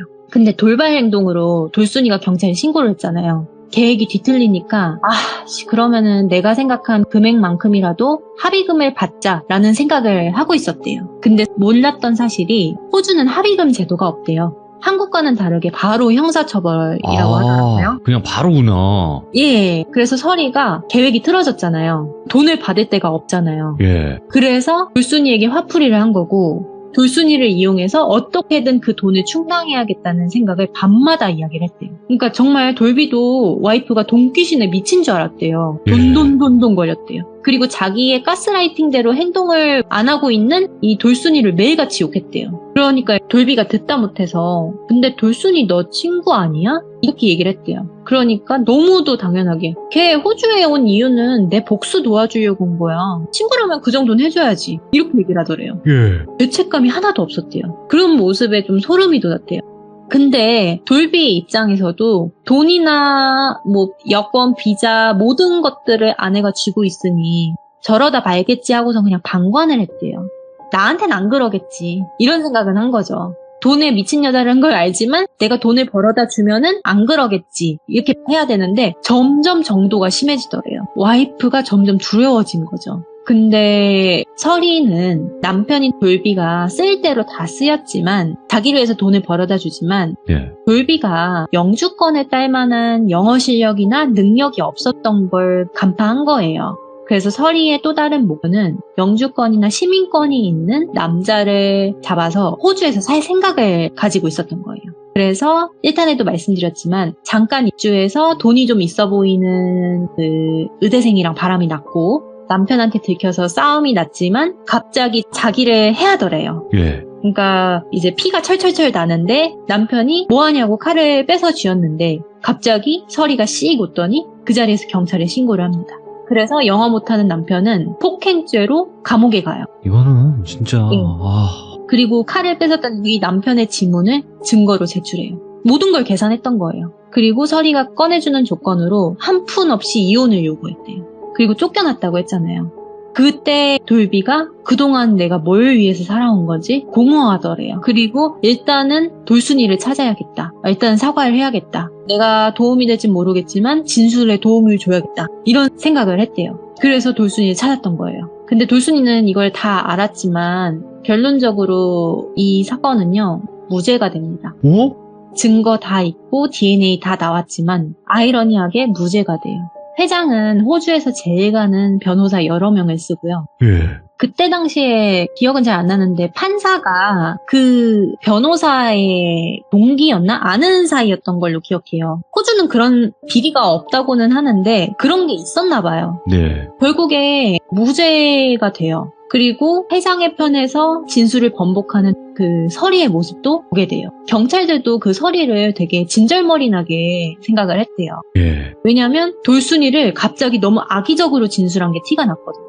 어느 정도냐면 돌순이가 서리를 정말 진심으로 생각했다고 했잖아요. 그래서 뭐 생일 때나 어떨 때나 기분을 좀 달래주기 위해서 편지를 자주 써줬대요. 근데 이 서리 생일 때 썼던 편지 내용 중에 너와 함께하기 위해 회장의 이 느끼한 비위를 맞춰주고 있지만 뭐 반드시 취업해서 보란듯이 잘 살자라는 뭐 문구가 있었대요. 비슷한 문구가. 근데 그거를 성 목적으로 호주에 온 거라고 표현을 한 거죠. 근데 한국 사람들은 그런 말이 아니라는 걸 알잖아요. 표현이. 근데 그거를 증거로 제출을 하는 거예요. 예. 돌순이가 그 결과 때문에 발작 증세가 올 정도로 정신적인 질환이 강해져요. 근데 그걸 본 서리는 사악하게 웃으면서 정말 너무나도 당연하게 얘는 꽃뱀이 맞다라고 진술을 했다고 합니다. 예. 결국에 뭐 진술이 엄청 통하지는 않았지만 똘순이가 무고죄가 될 리는 없겠지만 회장이 무죄 혐의로 풀려난 것도 정말 이 세상에 보이는 결과들이 모두 진실은 아니구나라는 생각이 들었어요.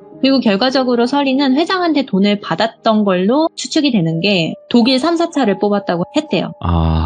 그 정도면은 이제 뭘 받았겠죠. 그렇겠죠. 네, 그리고서는 SNS로 자기가 이겼다면 하하호호 떠들고 뭐 자랑하고 자기의 자산이나 뭐 차 같은 걸 자랑하고 그런 고구마 같은 결말로 끝이 났대요. 악마한테 진 거죠. 네. 근데 진실은 돈과 권력에 묻혀버린 너무 가슴 아픈 결과였고 정작 피해자였던 똘순이는 마음의 병이 심해지게 돼요. 그러니까 똘순이가 잘못한 게 있다면 자신의 줏대를 잊고 행동했던 건데 충분히 한국에서 열심히 준비해서 취업해서 평범하게 살아갈 수 있었는데 달콤한 유혹에 속아서 섣부른 판단이 모든 걸 망쳤다고 다시 스스로를 마감하려 했었대요. 그때 한 번 더 귀인이 도와줍니다. 한 번 더 도와주게 돼요. 그러면서 이제 잘못한 거 없다. 한국 가서 다시 천천히 일어나서 준비하고 새 삶을 살아가라. 네. 내가 그런 거를 아버지처럼 잘 볼 줄은 모르지만 당신에게 악한 존재는 없다고. 당신은 너무너무 선한 사람이게 느껴진다고.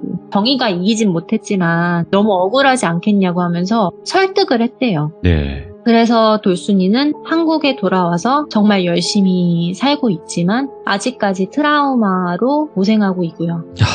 네. 그러니까 진짜 네. 악마는 잘 살고 있네요. 너무너무 잘 살고 있는 게 사실 서희의 또 다른 결말은 그때도 이야기했지만 돈 많은 이 영주권이나 시민권의 남자를 만나서 아이 네. 낳고 잘 살고 있다고 했잖아요. 뭐 학력도 땡땡 대학교라고 위조하고 학생들을 가르치는 일을 해요. 또 심지어. 근데 사람이 똑똑하든 아니든 간에 사이비를 믿게 되는 과정들도 결국에 가스라이팅을 당한 거잖아요. 사실 시들모를 들으시는 귀족님들께서는 아니 돌비든 돌순이든 멍청하게 왜 당하고 있냐 이렇게 생각을 하실 텐데 정말 누구든 당할 수밖에 없는 환경을 만들어 놓고 그 사람을 길들이기 시작하면 사실 당할 수밖에 없을 것 같아요. 어우, 장사 있네요. 예. 그러니까 이 사람들이 욕할 게 아니라 정말 나쁜 거는 악기에 잠식되어 있는 서리가 아닐까 싶어요. 그쵸. 예. 네, 악녀지, 악녀. 예. 그리고 또 느낀 게 있다면 사실 이 현실 공포 이야기들 속에서도 이해할 수 없는 게 왜 피해자는 숨어야 되고 범죄자는 이렇게 떳떳하게 살아가는 걸까? 생각이 들면서 이런 이야기들을 가지고 와보았습니다. 망키님 마지막 말씀이 굉장히 씁쓸하네요. 네, 참 그렇죠. 아직까지 그런 사회 속이라는 것도 조금 씁쓸하기도 하고 오늘 망키님도 덕에 이런 악녀가 있다, 이런 악마는 잘 살고 있다라는 거를 또 저희 시청자분들과 또 제가 다 들었으니까 또 이런 부분에 있어서 앞으로도 조심하시는 그런 계기가 되었으면 좋겠어요. 다른 분들도. 네, 호주에 혹시라도 살고 계신다면 꼭 조심하시라고 말씀드리고 싶습니다. 아이고, 감사드립니다. 망키님 고맙습니다. 네, 감사합니다. 네. 자, 여러분들 이 이야기는 1편과 2편으로 나눠지고 있고요. 네, 1편을 안 들으신 분들은 1편을 먼저 듣고 이 이야기를 연속해서 같이 시청을 해주시면 굉장히 이해하시는 데 있어서 큰 도움이 될 것 같습니다. 시청해주신 모든 분들, 여러분들의 의견을 댓글로 꼭 남겨주시길 바라겠습니다. 감사합니다.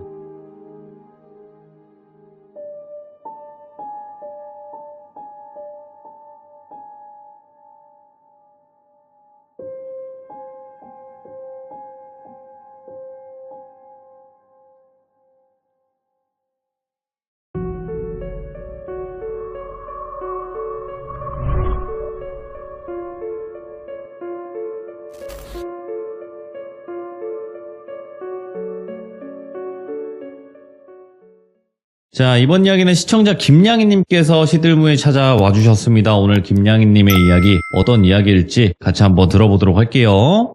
네, 여보세요? 김양희님 네, 안녕하세요. 반갑습니다. 오늘 또 뜻깊은 날에 참여까지 해주셔서 다시 한번 감사드립니다. 오늘 김양희님의 생일이세요. 축하드립니다. 생일은 또 무서운 얘기죠. 아유, 또 축하드리고요. 오늘 생일인데도 불구하고 또 시청자분들에게 이야기 들려주시러 와주셔서 감사드립니다. 아우, 아닙니다. 함께 해주셔서 제가 감사하죠. 아우, 너무 감사합니다. 자, 그러면 오늘 김양희님께서 준비하신 이야기는 옴니버스 형태가 될 것 같아요. 맞나요? 주제만 딱 잠깐 키워드만 말씀드리면 네. 거울에 대한 2가지 에피소드를 준비했습니다. 큰일 났다. 이거 많은 분들 거울 매일매일 보실 텐데 어떡하죠 이거? 어허, 알겠습니다. 그러면 네. 거울을 못 보게 하는 이야기 바로 출발을 해보도록 할게요. 렛츠고! 길이십니다. 김양희예요.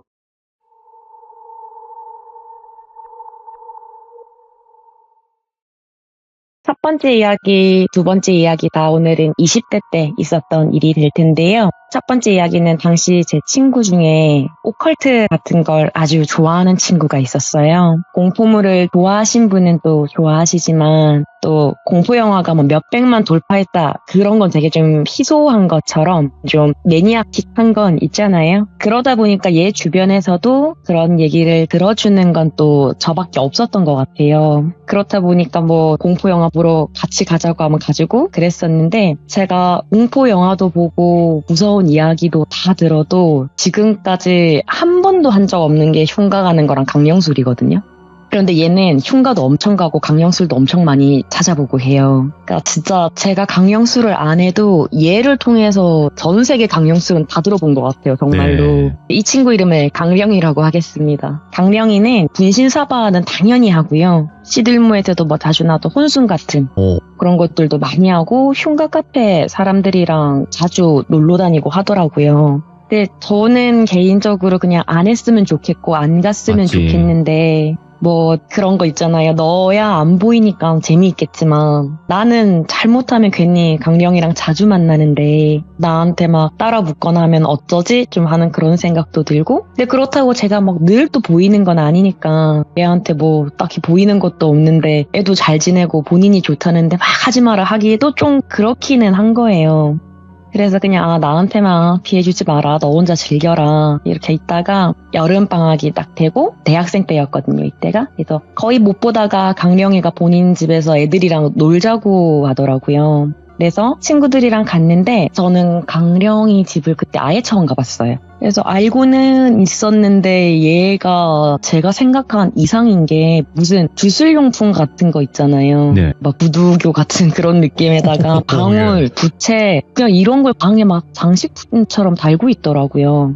그래서 여대생 집에 왜 이런 게 있나 싶기도 하고 내색은 못해도 이거 괜찮나? 약간 이런 느낌이었던 거죠. 괜히 쎄하고 그랬었는데 그날 그렇게 친구들이랑 강령이 집 거실에서 여름이니까 또 공포영화 몰아보면서 있었어요 그날. 근데 좀 시간이 지나니까 하나 둘 갈 친구들은 가고 강령이 부모님께서는 부부 동반 여행 가셔가지고 저야 뭐 당시에는 자취생이니까 그냥 오늘은 강령이랑 놀다가 자고 가야겠다 이렇게 된 거죠. 그날 거의 공포영화만 한 6편 본 것 같은데. 그래서 주온이나 폰, 뭐 파라노멀 액티비티 이런 거 있잖아요. 그러니까 되게 전통적인 공포영화들 그런 거 다 보고 공포영화니까 불도 좀 끄고 이렇게 보다가 이제 시간이 좀 많이 됐으니까 우리 들어가서 잘까? 하고 TV를 껐어요. 네. 이게 불을 끄고 영화 보고 있었고 TV를 끄면 그 암전이 되는데 TV 브라운관이라고 하나요? 네. 그게 끌 때 잔상이 싹 남으면서 꺼지잖아요. 그 지금이야 원체 기술이 많이 발달해서 또 다를 수는 있겠지만 그때는 그 잔상이 좀 있긴 했었거든요. 그때 제가 이걸 슬로우 모션으로 느껴지는 이유가 TV가 잔상과 함께 싹 꺼지고 암흑이 될 때 TV에 뭐가 좀 비치더라고요. 저는 이런 경험이 적지는 않거든요. 그래서 지금도 저는 이거 끌 때 컴퓨터 종료하는 게 아니라 그냥 뚜껑 닫아버리거든요. 화면 안 보이게 아예. 무서워요. 그거 검해지는 거 화면 자체가 저는. 그래서 이때도 순간적으로는 내 뒤에 뭐가 있었나 였어요. 그냥. 강령이 집이니까 얘가 하도 다니니까 한 번쯤 본다고 해서 이상할 것 같지도 않았고요. 솔직히 말하면. 근데 뒤에 뭔가 있나 이렇게 생각하던 찰나 좀 이상했던 게 당시 강령이 집은 소파가 있는 집은 아니었어요. 그래서 소파에 앉아서 보고 있는 것도 아니고 바닥에 앉아서 보고 있었고 만약에 소파에 앉아서 보고 있었으면 TV를 껐을 때 뒤에 뭐가 있거나 했다면 소파 뒤로 다리 부분이 가려서 하반신이 안 보일 수는 있는데 이게 강령이네 집은 그게 아니잖아요. 우리가 바닥에서 뒹굴거리면서 보고 있었거든요. 근데 영화 보던 우리 뒤에 뭔가가 서 있고 그게 비친 거라면 다리가 보여야 해요. 가릴 게 없었으니까.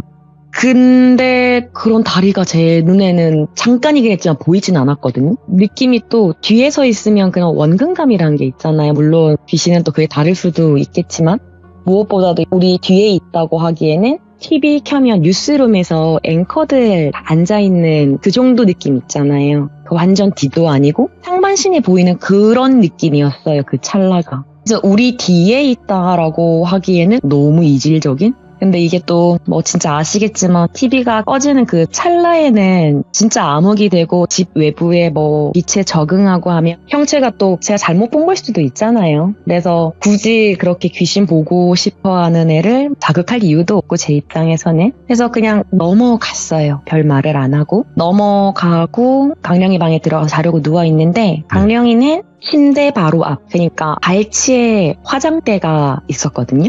그리고 화장대 옆에 화장실 문이 있는 거였어요. 그리고 화장대 있으면 의자 있고 그 위에 화장품 놓여있고 당연히 거울이 있게 되잖아요. 그리고 만약에 화장실이면 보통 구조는 제 기억에 그때 강령이 집은 화장실 문 열면 바로 세면대랑 거울이었거든요. 그렇게 보면 이 친구는 화장실 거울이랑 그리고 화장대 거울이 나란하게 있는 그런 형태였어요. 근데 좀 문을 좀 닫고 잤으면 좋겠기는 한데 이 친구가 화장실에 습기 차면 냄새 난다고 문을 좀 열어두고 자더라고요. 그럼 이제 저는 누워있으니까 그 거울이 좀 둘 다 보이는 그런 상태였단 말이죠. 저는 그게 너무 신경이 쓰이기는 하는데 근데 잘 모르겠어요. 잘못 봤겠지 해도 TV에서 그런 걸 봐서 그런가 괜히 뭔가 좀 비치는 게 무의식 중이라도 좀 싫었던 것 같기는 해요. 그렇게 뒤척이면서 누워있는데 조금 있으니까 강령에는 막 숨소리가 좀 고른 게 먼저 자는 것 같더라고요. 그래서 저는 계속 뒤척이다가 괜히 화장대 거울 한번 봤다가 그러다가 저도 잠이 슬슬 들었죠. 자다가 뭔가 인기척이 좀 느껴져서 탁 깼는데 사람이 인기척이 느껴지면 잠결에라도 소리가 나는 방향을 딱 보게 되잖아요. 뭐야 약간 이런 느낌으로 이렇게 딱 보게 되는데 그래서 비몽사몽하면서 제가 딱 잠결에 화장대 거울 쪽으로 시선이 가는 거예요. 근데 거울에 까만 게 앉아있어요. 새까만 게. 근데 화장대 앞에 앉아있으면 침대에 제가 누워서 봤을 때 뒷모습이 보이고 거울 속의 형체에 앞모습이 비치고 이래야 되는데 이게 아니고 의자에는 아무도 없어요. 의자에는 아무도 없고 거울 안에. 그러니까 아까 거실에서 TV 아나운서 앵커 앉아있는 거 비치는 것처럼 그게 거울 안에 있더라고요. 검은 형체가. 근데 이게 거울에 가만히 있는 게 아니라 몸을 막 좌우로 약간 맷돌 돌리듯이 원을 그리면서 막 안에서 뭐 취한 것처럼 막 원을 그려요. 검은 형체가. 진짜 맷돌 굴리듯이 몸으로 이렇게 굴리는 거예요. 그러다가 제가 이걸 인기척 때문에 깨서 잠결에 본 거잖아요. 그래서 뭐지? 하고 또 무방비하게 그 이상한 걸 느껴지는 방향을 보다 보니까 제가 그냥 얼어버린 거예요, 그때. 제가 느끼기에 그렇게 막 티나는 소리를 내거나 한 것 같지는 않은데 약간 누워서 막 꼼지락꼼지락 뒤척이다가 약간 이런 상태로 네. 얼었었던 것 같거든요. 근데 그렇게 막 보고 있는데 거울 속에서 그 까만 형태가 얼굴로 생각되는 부분에서 특히 이쪽으로 생각되는 부분이 싹 올라가는 씩 웃는 거예요.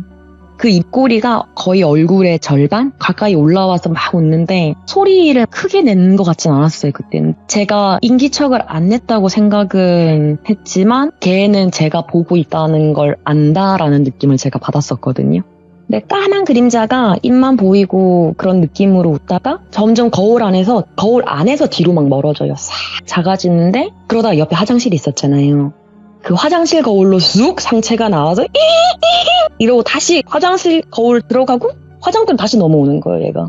그거를 얘가 계속 반복을 해요. 진짜 너무 기괴했어요, 얘 모습 자체가. 화장대에서는 나오지는 않는데 화장실에서는 꼭 그 3D처럼 상체를 창문 밖으로 내미는 느낌으로 거울에서 이렇게 나온단 말이죠. 그걸 애가 반복하다가 제가 무서워한다는 걸 좀 알았던 것 같아요. 그래서 화장대 쪽 거울에서는 이전까지는 아까 말씀드린 앵커 느낌, 증명사진 찍은 팔까지만 보이는 그 느낌으로 앉아서 있다가 제가 좀 무서워한다는 걸 느꼈다라고 그걸 인지한 다음부터는 얘가 막 우리 너무 웃기면 옆 사람 치고 책상 막 두드리고 하는 것처럼 얘가 막 자지러지게 웃는 거예요, 그 거울 안에서. 근데 지금 생각하면 솔직히 좀 약오르거든요, 그 모습이. 근데 그때는 그냥 무서워서 눈 딱 감고 그냥 자자였어요. 근데 잠은 당연히 안 오죠, 제가. 눈을 감고 있다 보면 우리 기차 타고 가다가 해 들어오면 눈앞에 환한 것처럼 해 뜨는 게 막 느껴지잖아요, 안 자고 있으면. 그래서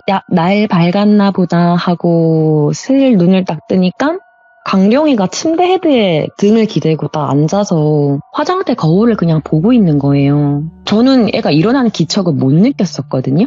그러고 앉아있으니까 내가 저거 놀래가지고 야 언제 일어났어? 강령이가 야 저 거울 이상하지 않냐? 이러는 거예요.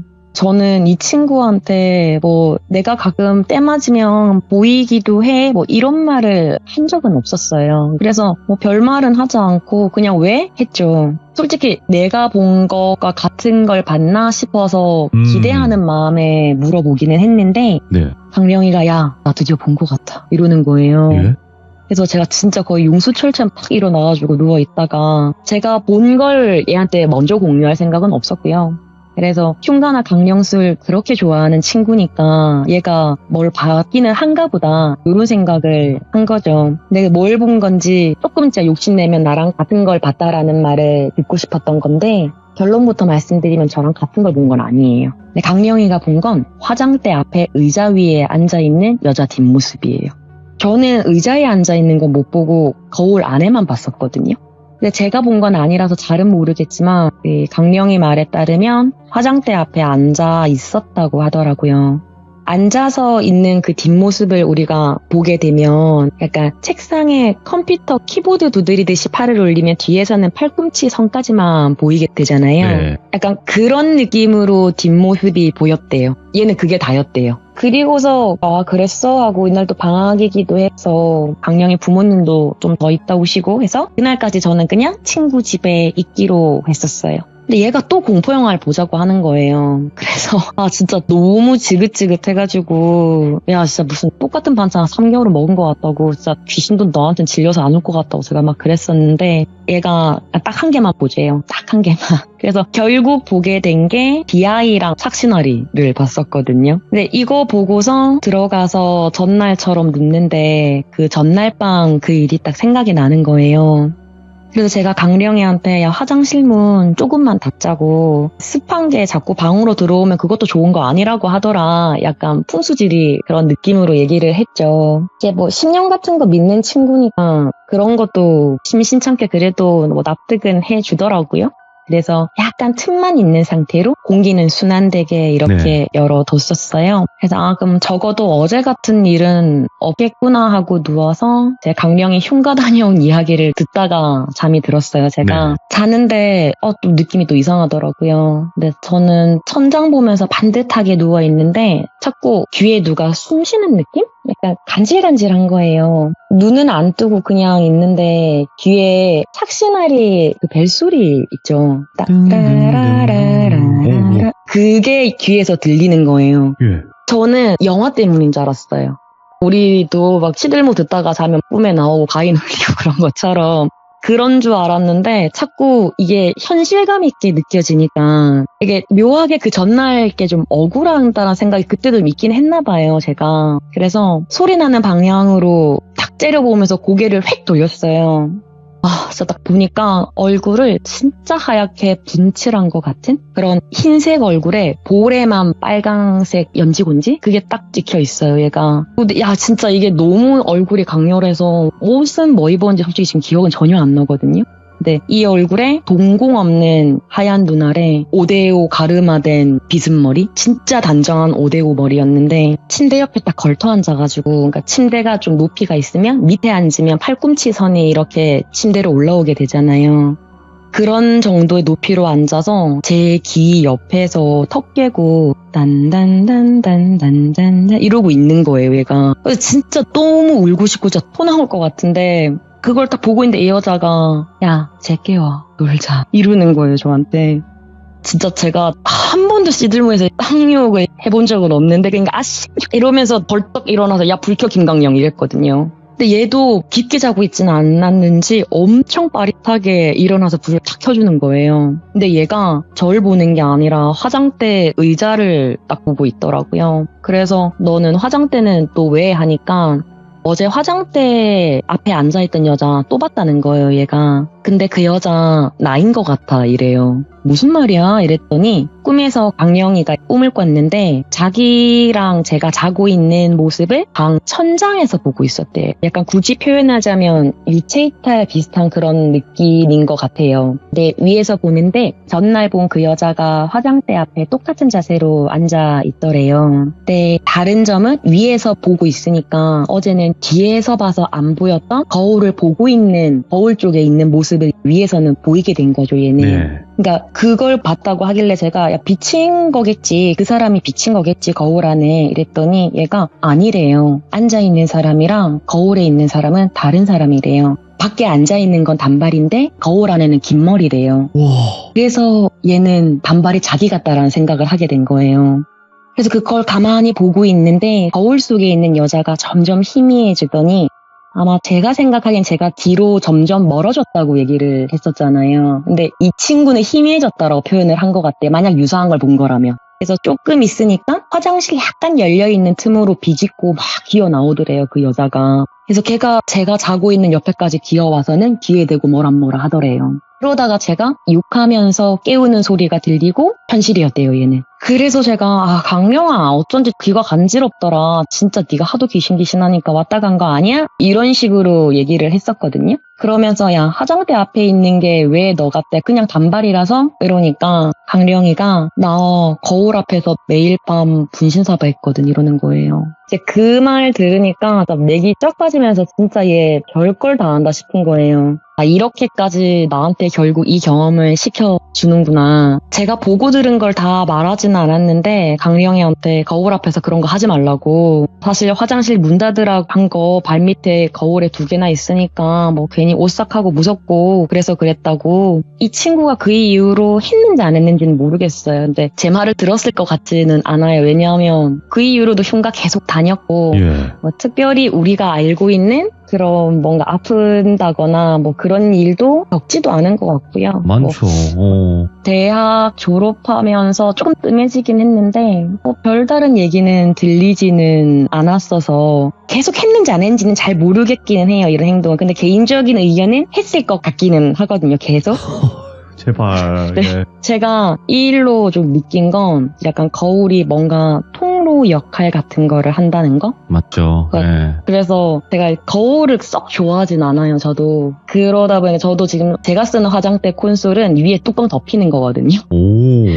쓸 때만 열어요. 그냥 아예 거울을 열어두고 맞은편 창문이랑도 마주보고 해두질 않거든요, 저는. 그렇지. 문끼리 마주 보면 안 되죠. 예. 네, 그래서 그게 구조상 안 되는 것 같아서 지금 살고 있는 공간에서는 그래서 화장대를 쓸 때만 열고 덮어두고 아니면 거의 화장실에서 그냥 화장하고 이렇게 있거든요, 저는. 예. 그래서 아마 이 친구의 밤마다 분신사바를 했던 그 공간에 뭔가가 온 것 같은데 뭐 분신사바 그게 뭐 성공을 했다 이런 것보다는 네. 그런 걸 하는 과정에서 성공을 했든 안 했든 뭔가를 끌어들이는 역할은 분명히 좀 하는 것 같다라는 거? 이야, 맞죠. 네, 그런 것 같아요. 그래서 저는 궁금하면 시들물을 듣지 안 해요, 강령술은.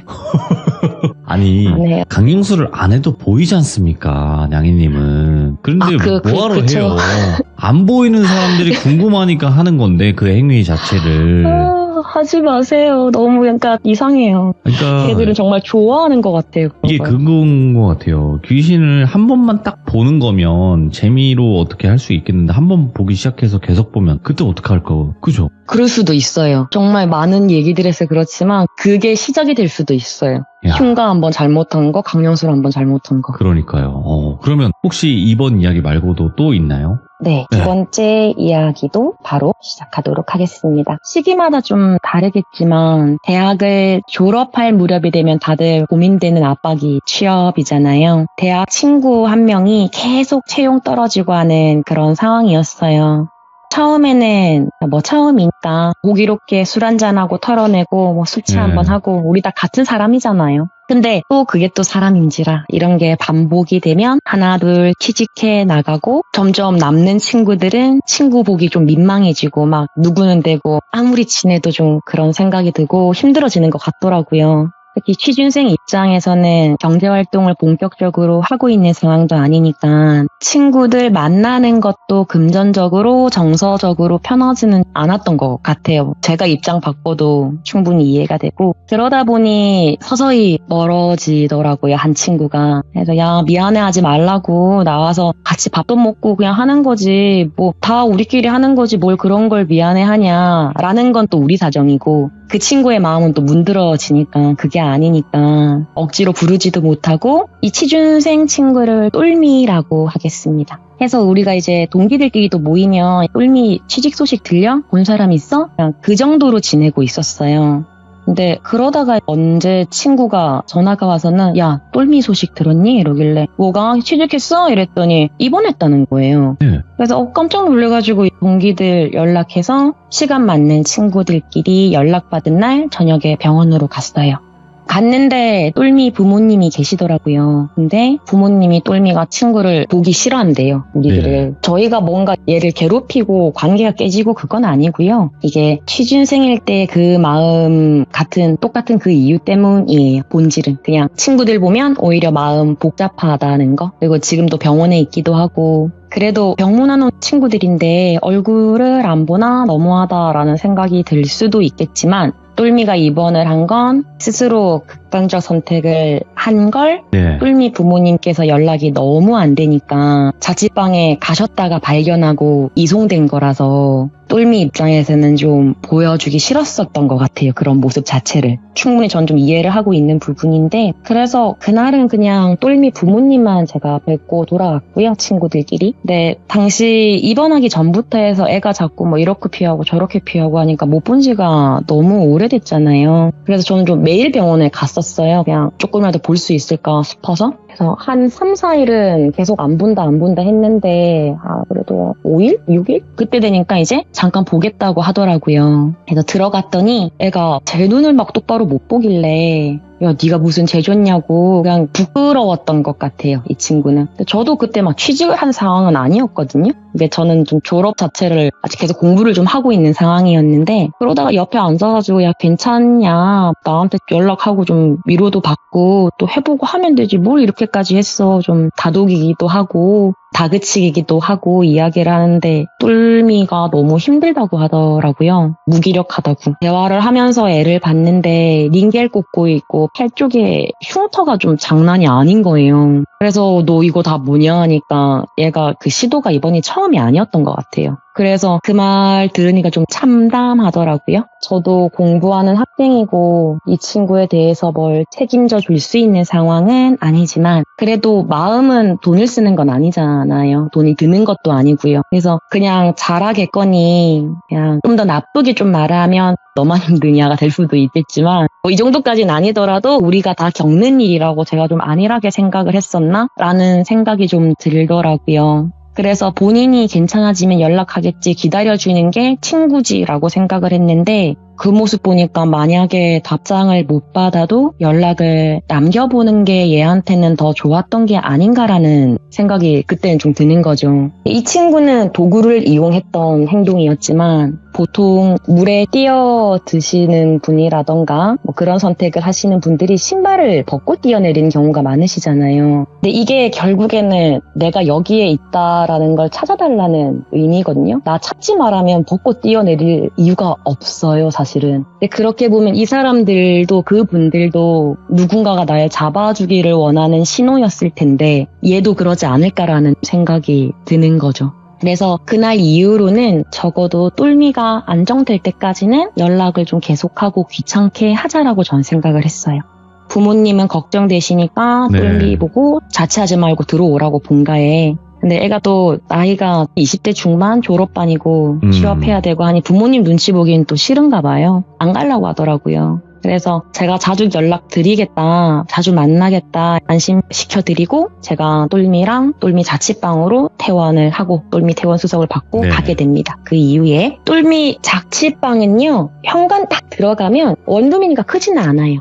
바로 신발 벗는 오른쪽에 싱크대 있고 냉장고 있고 그 맞은편으로 화장실, 신발 벗는 정면으로 창문 하나, 네. 그리고 침대, 그 옆으로 옷장 옆에 현관 정면에서 보이는 창문 왼쪽으로 전신 거울 하나 있는 그런 구조였어요. 같이 문을 열고 딱 들어갔는데 집 분위기라고 해야 되나? 그런 게 너무 슬픈 거예요. 축 처져 있고 그 온도 있죠. 우리 막 그냥 집 봐도 이 집 너무 습해 그런 기분 드는 것처럼 그냥 집이 우울한 느낌을 좀 받았어요. 저는. 그거 보고 있으니까 얘가 여기에서 얼마나 힘들었을까 하는 생각까지 좀 들더라고요. 그래서 제가 똘미 집에 가는 날에는 뭐 둘이 밥도 만들어 먹고 막 공부도 하고 같이 그랬었어요.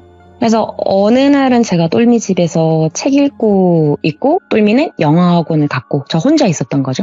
이렇게 침대에 앉아서 책을 읽고 있는데 거울이 약간 대각선으로 좀 놓여져 있거든요. 그 창문 옆 방 모서리 같은 쪽 느낌으로. 거기에서 보면 얘가 어디를 비추냐면 싱크대, 냉장고, 현관 그쪽을 좀 비추게 돼요. 사람이 서지 않으면. 침대 위에서 딱 책을 읽다가 문득 거울 쪽으로 딱 시선이 갔어요. 왜 갔는지는 저도 잘 모르겠어요. 문득 딱 갔는데 거기 싱크대 쪽에서 그림자 같은 게 막 빼꼼빼꼼 하는 거예요. 예? 그래서 하고 탁 돌아봤는데 실제로는 아무것도 없더라고요. 잘못 봤나 보다 하고 그날은 그냥 쑥 지나갔어요. 별거 없이. 원체 그런 희끗희끗한 거는 뭐 볼 수 있는 거니까. 근데 똘미 집에 있을 땐 가끔 이런 게 보이기는 했어요. 그 이후에도. 근데 신기한 건 고개를 돌리면 안 보이고 거울을 통해서만 보여요, 이 상황 자체가. 근데 이러는 동안에 저는 거의 3, 4일은 똘미 보러 가고 같이 있거나 만약에 주말에 가면 같이 놀다가 자고 오고 막 그렇게 했었거든요. 근데 주말에 똘미랑 맥주 한잔 하고 같이 자는데 저는 주로 침대 아래에서 토퍼를 깔고 잤어요. 똘미는 침대에서 자고 네. 침대 옆에 나란히 깔고 이렇게 자니까 침대에 누워서 그때 책 볼 때 거울 보이던 위치랑은 사실상 같아요. 약간 높이만 다를 뿐이지.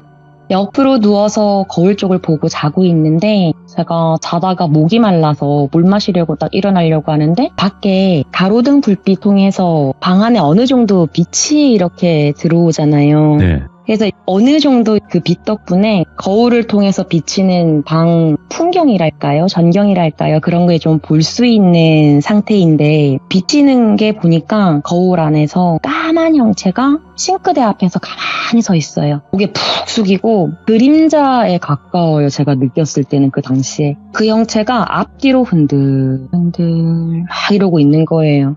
근데 항상 돌아보면 없었으니까 제가 그날은 계속 거울을 통해서 이렇게 보고 있었어요. 근데 이 형체가 싱크대 아래 선반을 딱 여는 거예요. 거기 아래 보통 큰 냄비랑 그런 칼을 두잖아요. 그런 자르는 도구를 두게 되는데 형체가 꺼내는 크기로 봤을 때는 저는 과도라고 생각을 했던 것 같아요. 그 당시에. 모든 게 다 그림자였어요. 그 거울을 통해서 보고 있는 모습 자체가 그런 도구라고 생각을 했던 것도 그림자로서 거기서 꺼내고 그런 분위기였던 거죠. 그럴 것 같다라는 제 느낌? 근데 걔가 지금 저걸 꺼내서 뭐 하고 있나 보고 있는데 네. 얘가 상상할 수 있는 그런 행동을 하더라고요. 지금 아마 상상하고 계실. 저는 똘미가 그런 행동을 했어서인지 그 행동에 대한 두려움이 있었던 것 같아요, 당시에. 그래서 그림자가 그런 행동을 좀 하자마자 제가 벌떡 일어나서 싱크대 쪽을 딱 봤는데 아무도 없더라고요. 그래서 똘미가 제가 좀 크게 소리를 냈는지 왜 그러냐고 막 일어나더라고요, 자기도. 그래서 아무것도 아니다. 밖에 자동차 지나가는 그림자에 좀 놀란 것 같다. 약간 이런 식으로 좀 둘러댔어요. 이게 돌아보니 없고 선반 여는 걸 봤는데 기척이나 그런 건 또 못 들었어요. 진짜 형체만 봤어요, 저는 이날. 돌아봤을 때 선반도 잘 닫혀 있고 그런 거 보면 어쩌면 얘가 진짜 물리적으로 뭔가를 했다기보다는 아니면 제가 생각을 하기에 투영된다거나 그런 잔상을 보여줬나 그런 느낌이었어요. 뭔가 열려있고 하진 않았으니까. 이게 앞에서 이야기했던 그 강령이 거울 사건이 있었잖아요. 근데 요 1번 거울 사건 얘기가 이 똘미 일보다 더 이전이거든요. 그런 경험이 있다 보니까 저는 그 강령이 사건에서 거울 안에 뭔가가 돌아다닌다? 있을 수 있다라는 걸 한번 경험을 해봤잖아요. 그래서 이 똘미네 집에서도 거울에 뭔가가 있나라는 생각을 좀 하기는 했었어요.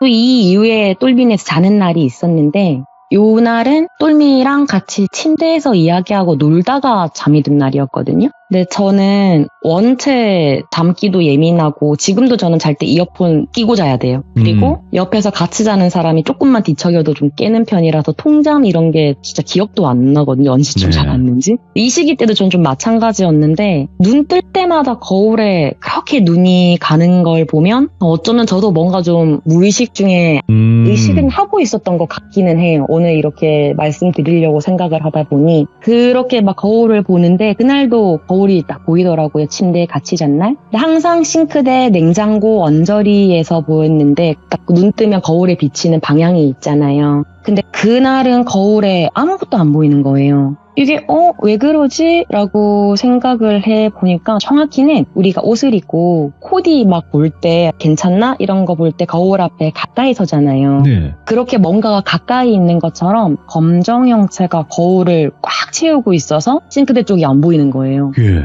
근데 가만히 서 있던 이 그림자가 되게 천천히 고개를 오른쪽으로 기울이면서 갸우뚱하듯이 이렇게 하면 오른쪽 어깨를 탁 올리고 왼쪽으로 갸우뚱하면 왼쪽 어깨를 탁 올리고 이러면서 이걸 계속 반복을 하는 거예요. 정말 처음 들었어요. 얘는 늘 형태가 까만 것을? 약간 이런 느낌이었거든요, 계속. 그래서 뭐 하는 거야? 기괴해서 쟤 뭐 하는 거야? 보고 있는데 얘가 진짜 점점 빠르게 그 어깨 움직임 반복 좌우로 하면서 그 되게 우리 옛날 공포 이야기 중에 네. 팔꿈치 팔꿈치로 막 다다다다 걸어왔다 막 그런 알죠. 거 있잖아요. 그런 느낌으로 얘가 어깨랑 얼굴 그 동작을 반복하면서 빠르게 다다다다 하면서 거울 밖으로 나오는 거예요, 저한테. 거울 밖으로 나와서는 제 앞에 탁 와가지고는 왜? 이걸 하면서 제가 진짜 그대로 벌떡 일어났어요, 그때는. 와. 자고 있는 것도 아니고 꿈도 아니었고 당연히 똘미도 놀라서 무슨 일이냐고 나쁜 꿈 꿨냐. 근데 뭐 보통 모르는 척하거나 눈을 감거나 웬만해서는 이렇게 소리 지르는 일이 없는데 진짜 너무 항상 거울 통해서 하는 애들은 좀 이상해요, 애들이. 늘 이상하긴 한데 유난히 조금 하는 행동이나 이런 것들이 조금 다른 것 같기는 해요. 얘들을 보고 있으면. 근데 이렇게 겪고 나니까 대수롭지가 않은 거예요. 제 입장에서는. 그래서 똘미가 계속 스스로 그런 행동을 하는 게 제 때문인가? 약간 그런 생각도 들고 혹시 흔한 얘기 있잖아요. 중고인가? 아니면 이 집에 있던 건가? 저는 세입자가 쓰던 뭔 건가? 이런 느낌이 드는 거예요. 그때는. 그래서 써봐야 될 것 같으니까 괜히 똘미야 거울 이쁘다. 들어올 때부터 있던 거야? 나도 전신 거울 살라고 하는데 비싸 보인다. 중고했어? 뭐 어디서 샀어? 막 이런 걸 했어요. 근데 얘는 제가 또 그걸 마음에 들어 한다고 생각을 했는지 너 줄까 하더라고요. 그래서 아니 그거는 아니라고 괜찮다고 그랬었는데 제가 알고 있는 전형적인 범주 안에서는 중고도 아니고 있던 것도 아니고 모르겠는 거예요, 이걸. 근데 거울 밖으로 형체가 나온 이후로는 형체를 보이는 게 훨씬 적극적이었던 것 같아요. 그전에는 거울 안에서만 제가 봤는데 그 이후에는 실제로 화장실 옆에서 빼꼼한다거나 쓱 한다거나 근데 다 그림자 형태이긴 해요. 근데 저를 좀 거울 속에서만 놀래키던 애가 밖에서 자꾸 걸리적거리니까 활개친다라는 느낌을 제가 좀 받게 된 거죠. 네. 제가 점점 더 불안해졌던 건 이 이후에 똘미가 한 번 더 또 그런 시도를 하게 됐어요. 예. 그 이후에 집에 있는 날카로운 그런 도구들은 싹 다 치웠던 것 같아요. 어떤 날은 또 무난하고 어떤 날은 좀 힘들게 그렇게 시간이 흘렀는데 네. 그날은 이 친구 면접 날이었어요. 기억할 수밖에 없는 게 애초에 똘미가 이렇게 스스로 파고들고 했던 것도 취업 이후였던 거잖아요. 그렇지. 근데 한번 이렇게 갔다 오면 또 한번 휘청할까봐 걱정이 좀 많이 됐었거든요. 근데 얘가 끝났는데도 연락이 없길래 불안한 마음에 제가 똘미네로 갔죠. 비밀번호는 아니까 들어갔는데 집에 우리가 날카로운 그런 도구 다 버렸잖아요. 그러니까 식기도 그때는 유리가 아니었어요. 플라스틱 그런 거 썼었는데 그걸 부러뜨려서 그러고 있더라고요. 제가 딱 들어갔을 때 거울 앞에서 그런 걸 하고 있는 거예요.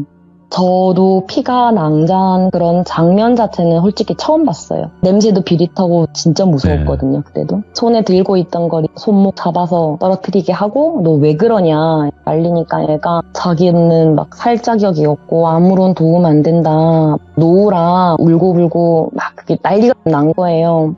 근데 애 말리면서 거울을 딱 봤는데 거기에서 그 되게 단정하게 생긴 여성이었어요. 여성분이 거울 안에 광대뼈로 웃는다고 해야 되나? 그 광대를 힘껏 올리고 웃고 있는 여자가 무릎을 꿇고 바닥에 앉아서 거울 쪽 바닥에 앉아서 자기 손 쪽에다가 그런 행동을 하는 신용을 하고 있더라고요. 막 웃으면서. 예. 그걸 보고 너무 화가 나서 거울을 제가 그냥 뒤로 밀어버렸어요. 근데 이게 또 깨지지도 않더라고요, 그때는. 그리고 똘미를 딱 봤는데 뭐 다행히 병원 갈 정도로 상처가 깊지는 않았어요.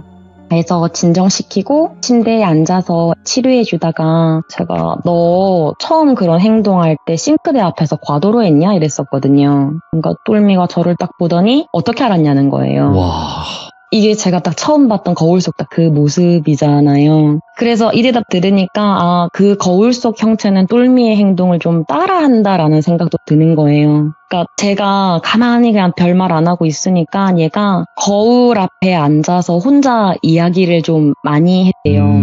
그러니까 얘가 그동안 동기랑 연락을 막 피해왔잖아요. 그러니까 외부적 교류가 없어도 본인 스스로는 좀 답답하고 힘들겠죠. 그럴 때마다 거울 앞에 앉아서 뭐 혼자 술도 먹고 그러니까 거울 속의 나를 그냥 자기 얘기 들어주는 누군가로 삼아서 그냥 뭐 이런 얘기를 많이 한 것 같아요. 아까처럼 뭐 난 왜 이럴까, 난 왜 안 풀려, 죽어야지 뭐 이런 것들을 했던 것 같아요, 얘가. 안 좋은 기운으로 모이는데. 그쵸. 고일 네. 수밖에 없고 들어올 수밖에 없는 그런 얘기들이죠. 그래서 부모님도 계시고 친구들도 있는데 왜 거울을 보고 그런 얘기를 하냐. 자꾸 혼자 그러면 혼자 파고들고 남한테 피해주지 않으려고 생각해서 그렇게 했던 결과가 지금 이거냐고. 네. 그냥 편하게 우리한테 얘기하고 그리고 우리가 불편하면 부모님도 옆에 계시지 않냐. 너 편 아니냐. 네가 뭐라든 네 편이실 텐데 그냥 집에 들어가서 우리 취업 준비하자. 여기에서 너 슬펐던 거밖에 없는데 그냥 새 기분으로 이사를 가든 부모님 댁으로 들어가든 개인적으로 들어가는 게 좋겠다. 부모님 댁으로 들어가는 게 나는 좋겠다. 근데 어떤 식으로 하든 그거는 이 선택인데 거울은 꼭 버리자. 이거였거든요. 너가 이 앞에서 안 좋은 얘기도 많이 지금 딱 돌비님 말씀하신 그대로예요. 미신이든 아니든 좋지 않은 경험이 있는 건 너가 털어내는 기분으로라도 나는 버리는 게 맞다고 생각을 한다 이거였어요. 얘한테 했던 건. 네가 이 거울이 필요 없으면 내가 사줄게. 새로 하나 사줄게. 넌 좋은 것만 하자. 이거였는데 제가 가만히 있다가 알았다 하더라고요. 그래서 본가 들어가는 건 어렵지 않으니까 이튿날인가 필요한 짐만 챙겨서 똘미는 집에 갔고요. 이후에 조금씩 짐 챙기러 갈 때마다 저랑 같이 갔었는데 본인이 그 거울을 깨서 폐기 처분을 하더라고요.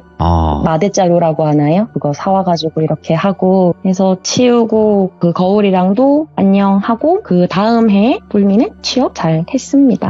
그나마 다행이다. 이게 그렇죠. 늘 그렇듯 제가 영험한 기운을 가지고 있고 그런 능력이 있는 사람은 아니라서 네네. 어디까지나 제 추측일 뿐이지만 돌비님도 아시겠지만 귀신이 가장 쉽게 사람을 파고들 때는 마음이 약할 때잖아요. 맞죠. 쉽잖아요. 문이 약하니까. 쉽죠. 몸도 약하고 마음도 흐트러져 있고 괜히 다른 이유라도 찾고 싶고 할 때잖아요. 마음이 약해져 있을 때가. 네. 근데 똘미는 아마 거울 앞에서 자신 보면서 그런 말을 좀 많이 했고 거울 속 모습에도 사실 그 귀신들은 또 눈, 코, 입 있는 인형 같은 것도 좋아한다잖아요. 그래서 눈, 코, 입 있는 그 형체에 대해서 거울 속에 있는 거기에 대해서도 좀 관련이 있지 않나? 그런 게 또 똘미의 힘든 마음이랑 복합적으로 작용한 게 아닐까라는 생각도 좀 들었고 스스로에 대한 안 좋은 생각? 말을 뱉으면 이게 말이라는 게 정말 사슬처럼 되어 있다고 저는 생각을 하거든요. 네네. 말이 씨가 된다라는 우리 속담처럼 그게 말씀하신 게 고인다라는 것처럼 돌아오고 거울로 돼서 반사된다거나 약간 그런 식으로 이 아이에게 돌아오고 처음에는 그냥 약한 마음을 우연히 파고들었는데 점점 거울 속 그 여자 아시잖아요. 상황이 이러면 점점 힘이 생긴다는 거. 그렇죠. 나중에는 얘가 힘이 생기면서 많은 분들이 아마도 생각하시는 것처럼 야, 해! 네가 왜 필요해? 뭐 이런 식으로도 뭔가 심리적 작용을 하지 않았나? 라는 생각이 좀 들긴 해요. 이후에 좀 적극적으로 그런 행태를 보였다는 점에서는. 그리고 사실 당시에는 어떤 소리를 듣고 하더라도 그냥 그런 같다 수준이기는 해요, 저는. 근데 이렇게 참여 준비를 하다 보면 기종님들도 궁금해하시고 말씀드린 것처럼 또 저는 그런 능력이 없다 보니 생각을 하게 되거든요. 왜 네. 그런 소리가 들렸지? 왜 그런 말을 했을까? 제 생각이 아까 왜? 이거는 제가 그냥 생각하기에 제 뇌피셜로는 뭔가 똘미랑 걔랑 둘이 있을 때는 본인 마음대로 뭔가 됐었는데 제가 들어오면서 똘미가 뭔가 그런 행동을 안 하려고 노력을 한다거나 오호. 그런 모습이 보여서 얘가 내가 싫었던 게 아닌가라는 정도의 생각을 한번 해봤습니다. 다 된 밥에 재를 뿌리는 격이니까 그 친구한테는. 그쵸. 그랬을 수도 있을 것 같아요. 그러니까 이게 왜 김양희님께서 말씀하신 이런 극단적인 선택한 귀신들이 무서운 이유가 뭐냐면 그냥 다른 게 남아있지 않은 것 같아요. 그냥 길동무 그냥 똑같이 자기처럼 만들어버리는 거. 정말 딱 그 네 글자예요. 같이 가자. 같이 가든가 그게 아니면 다예요. 네. 그냥 똑같이 나처럼 이렇게 선택을 하게 만드는 그냥 그 이유로만 맞아요. 살아가는 것 같아요. 귀신이어도. 거기에 자기가 뭐 때문에 그런 선택을 했는지도 잘 안 남아있는 것 같아요. 제가 보기에는 그냥. 그러니까 많은 그게 걸 벌 보진 받는 않겠지. 걸 수도 있어요. 왜냐면 자신의 목숨을 함부로 끊는 것만큼 큰 죄가 없다고 하잖아요. 맞아요. 계속 그럴 수도 그렇게 반복하면서 있네요. 그러고 있는 건 아닐까. 그래서 또 한편으로는 좀 불쌍하기도 하고 그런. 그래도 느낌인 나쁜 것 건 같아요. 나쁜 거예요. 그렇죠. 절대 그거를 귀신이어도 옹호할 생각은 없습니다. 네, 절대 없습니다. 오늘 김양희님 생일인데도 불구하고 이렇게 늦은 밤까지 함께 이야기 들어주셔서 너무 전달해 감사합니다. 주셔서 너무너무 너무너무 감사드리고 다음번에 또 다른 이야기로 섬뜩한 이야기로 찾아와 주세요. 네, 감사합니다. 네, 고맙습니다. 네. 오늘 들어보셔서 아시겠지만 일단은 실제로 귀신을 보시는 분이에요. 정말 어릴 적부터 많이 봐오셨고 그렇기 때문에 정말 표현하시는 것도 다릅니다. 다른 분들과도 너무나 다르고 우리가 상상할 수도 없는 그런 뭐 소리라든지 아니면 행동 이런 것들이 김양희님 이야기에 나오거든요. 그래서 돌비 김양희 검색하시면 재생 목록이 있어요. 거기서 꼭 보시는 걸 추천드립니다. 시청해주신 모든 분들 감사드리고요. 거울 볼 때 조심하시길 바라겠습니다. 감사합니다.